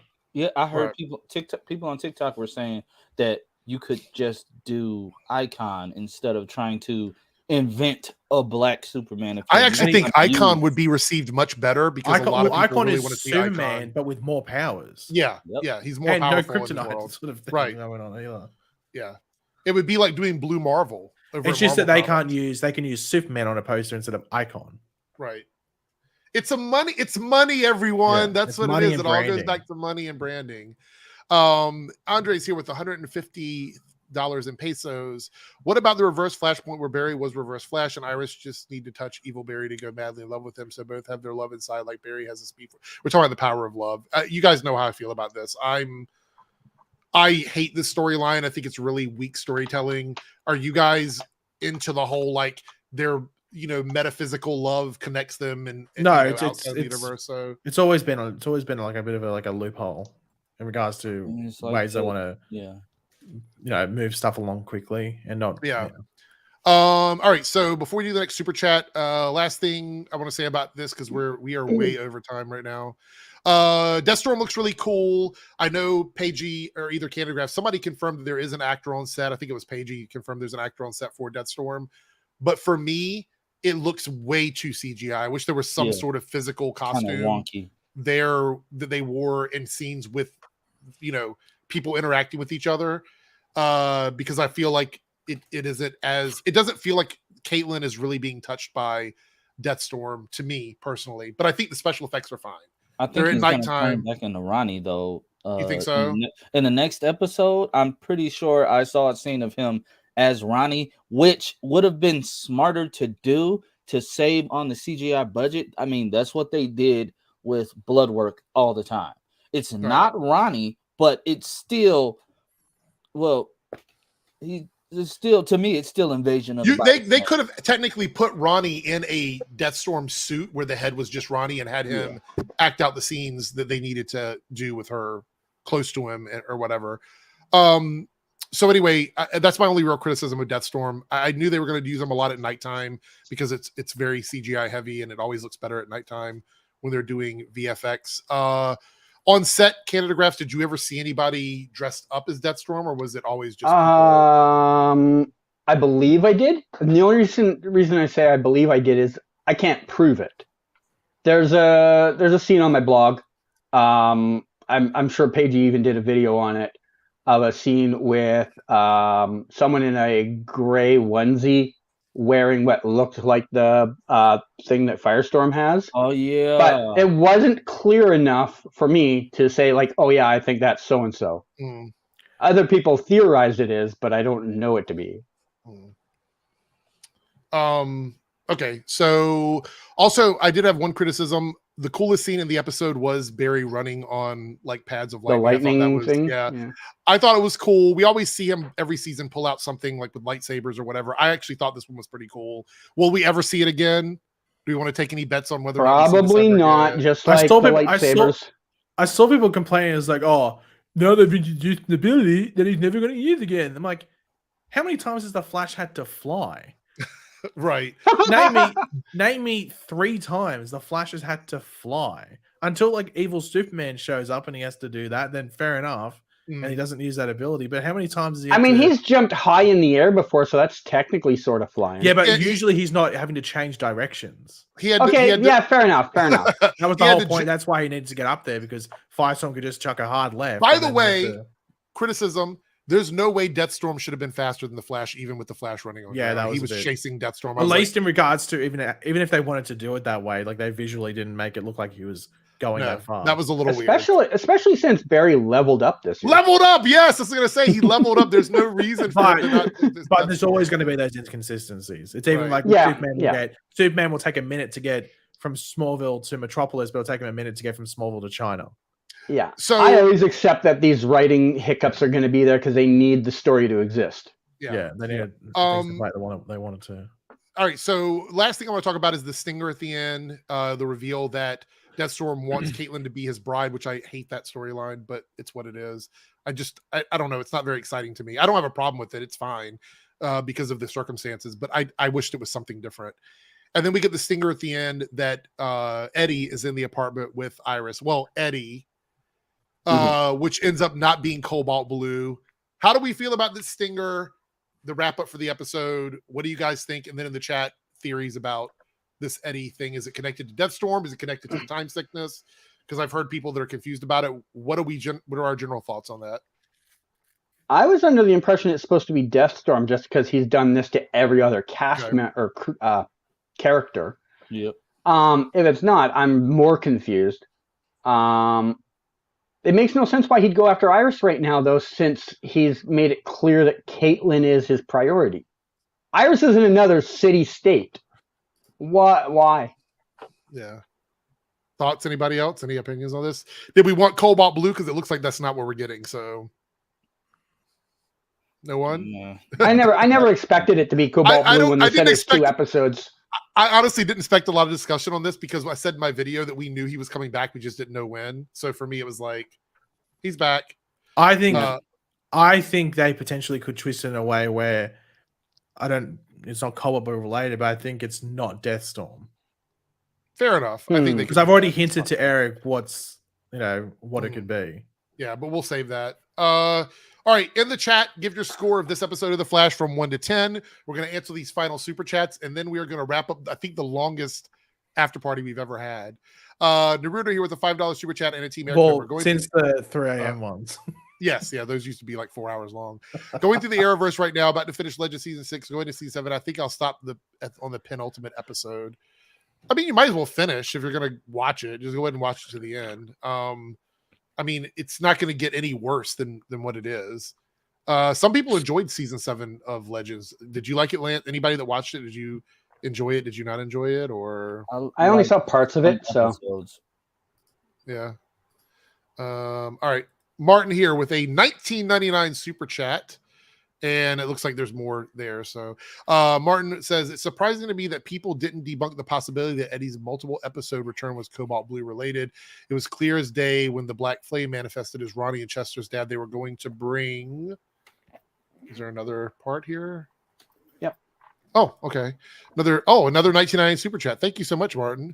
By the way, Martin, I believe, is the one who always does the timestamps for the videos. So I will always pin them at the top. So thank you for that. I always wait to see what is going to be titled as where, what the discussion is. Eric takes always. Eric L number 1. Eric L Back number at Eddie 2. do the same thing. But fans ignore the clear and obvious signs because they're desperate for Cobalt Blue storyline.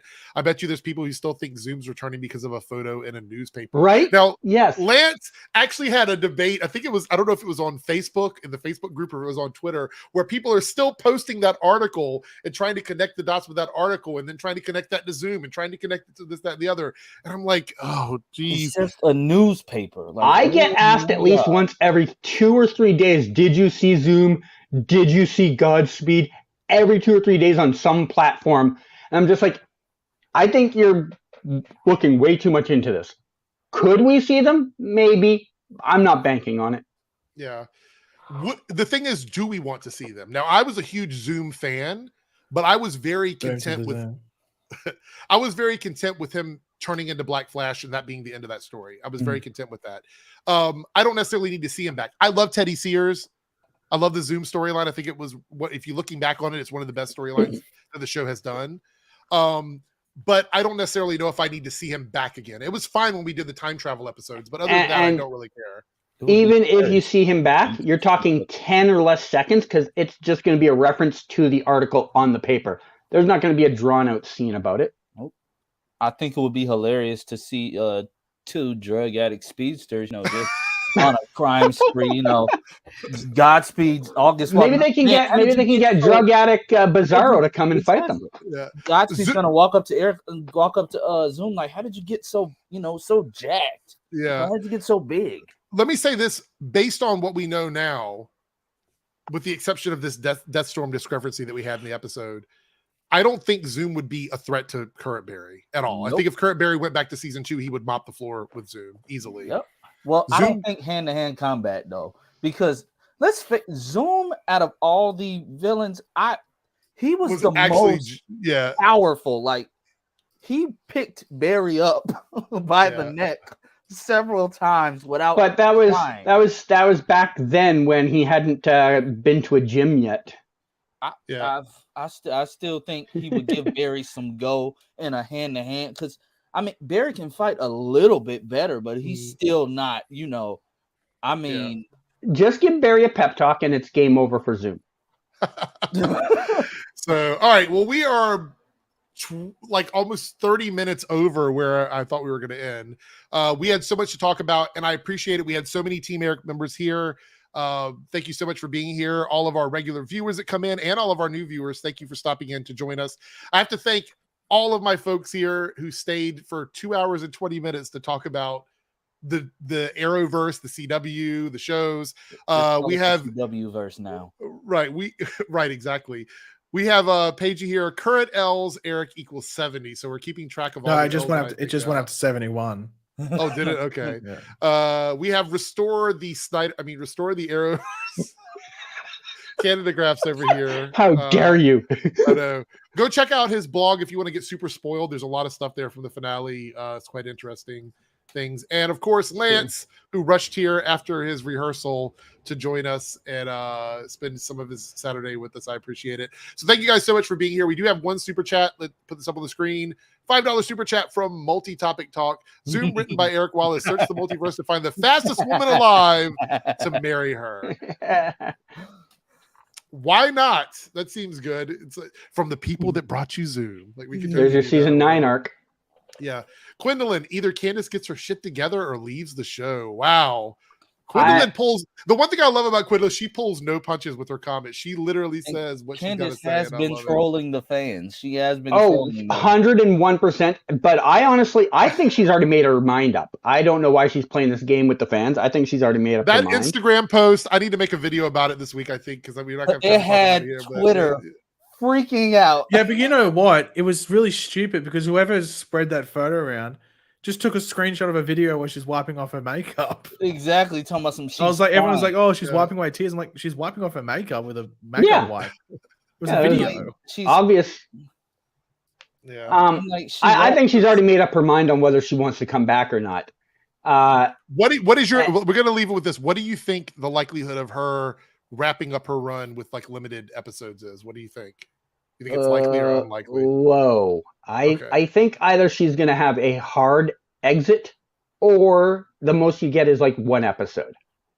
I don't think she wants to come back as a regular. She doesn't want to be here. On top of it, she just literally lost all of her friends in Vancouver. Oh, that's right. All of the people from Batwoman that she hung out with are gone. So, I mean, but to be I don't fair, know. She did hang out with the Superman and Lois people when they left. She's been. I think that was probably through association of other people that she'd already met through them. I don't think she went and like talked to them and went like, "Hey, want to hang out?" I think it was more they were around through Age of VCR cameras or Azzy Tesfaye or anyone else. All right, I know Azzy used to hang out with Wool Parks and someone else, so that was probably the connection through. Yeah. We'll see. I'll probably do a YouTube short about it. I'll try to squeeze my thoughts into a 1-minute video on YouTube. It's gonna be this is the 3rd entry into DC drama with DJ. My Kemp, 3rd so drama alert short. You know, I should call my shorts like comic book drama alert. That's what I think I'm gonna do. So you should just make an entire channel comic book drama. We should not do that. Honestly, everyone in the chat, say yes or no to Eric changing to DC drama alert or comic book drama alert. He's got the look. He looks like Keemstar. And I mean, he's got the setup, he's got the flex of a mic, he's got the spider in the background, all the lights, twerking. We know that that's an option. Like to me, it just sounds like an obvious yes. I would take daily DC drama alerts over not daily. What?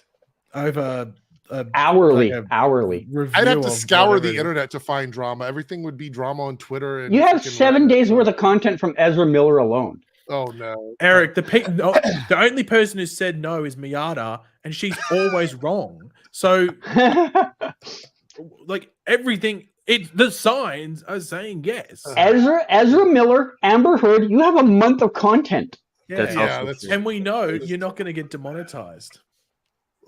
How do we know that? That we don't know that. Edgy videos in the past. Yeah, sure. But let's be careful because let's remember it's people in these comments that are going back to fans of West Allen and spreading lies about AJ. I don't care. They already hate me. By the way, someone sent me a screenshot, and I'm still curious what false information did I say that was DM to someone? Because I'm still They said you said something about like Candace getting fired or it was something. Yeah, and I bet you that they wouldn't be able to link any reference because I know I didn't say that. Right? I get this all the time. People are like, "Oh, you said this thing." I'm like, "Well, show it to me," and they never do. Canadagraphs, you probably did. You just forgot. But they don't. They still like. To this day, there's been only 2 times have I apologized for a tweet I made, but I've been accused of like 900 of them. You know, their reading comprehension is a lost art for Well, them. go on Twitter and let us know what you think about this because I got to get to work, so I'm out of here. I will see everyone later. Thank you for hanging out. We will talk more next weekend.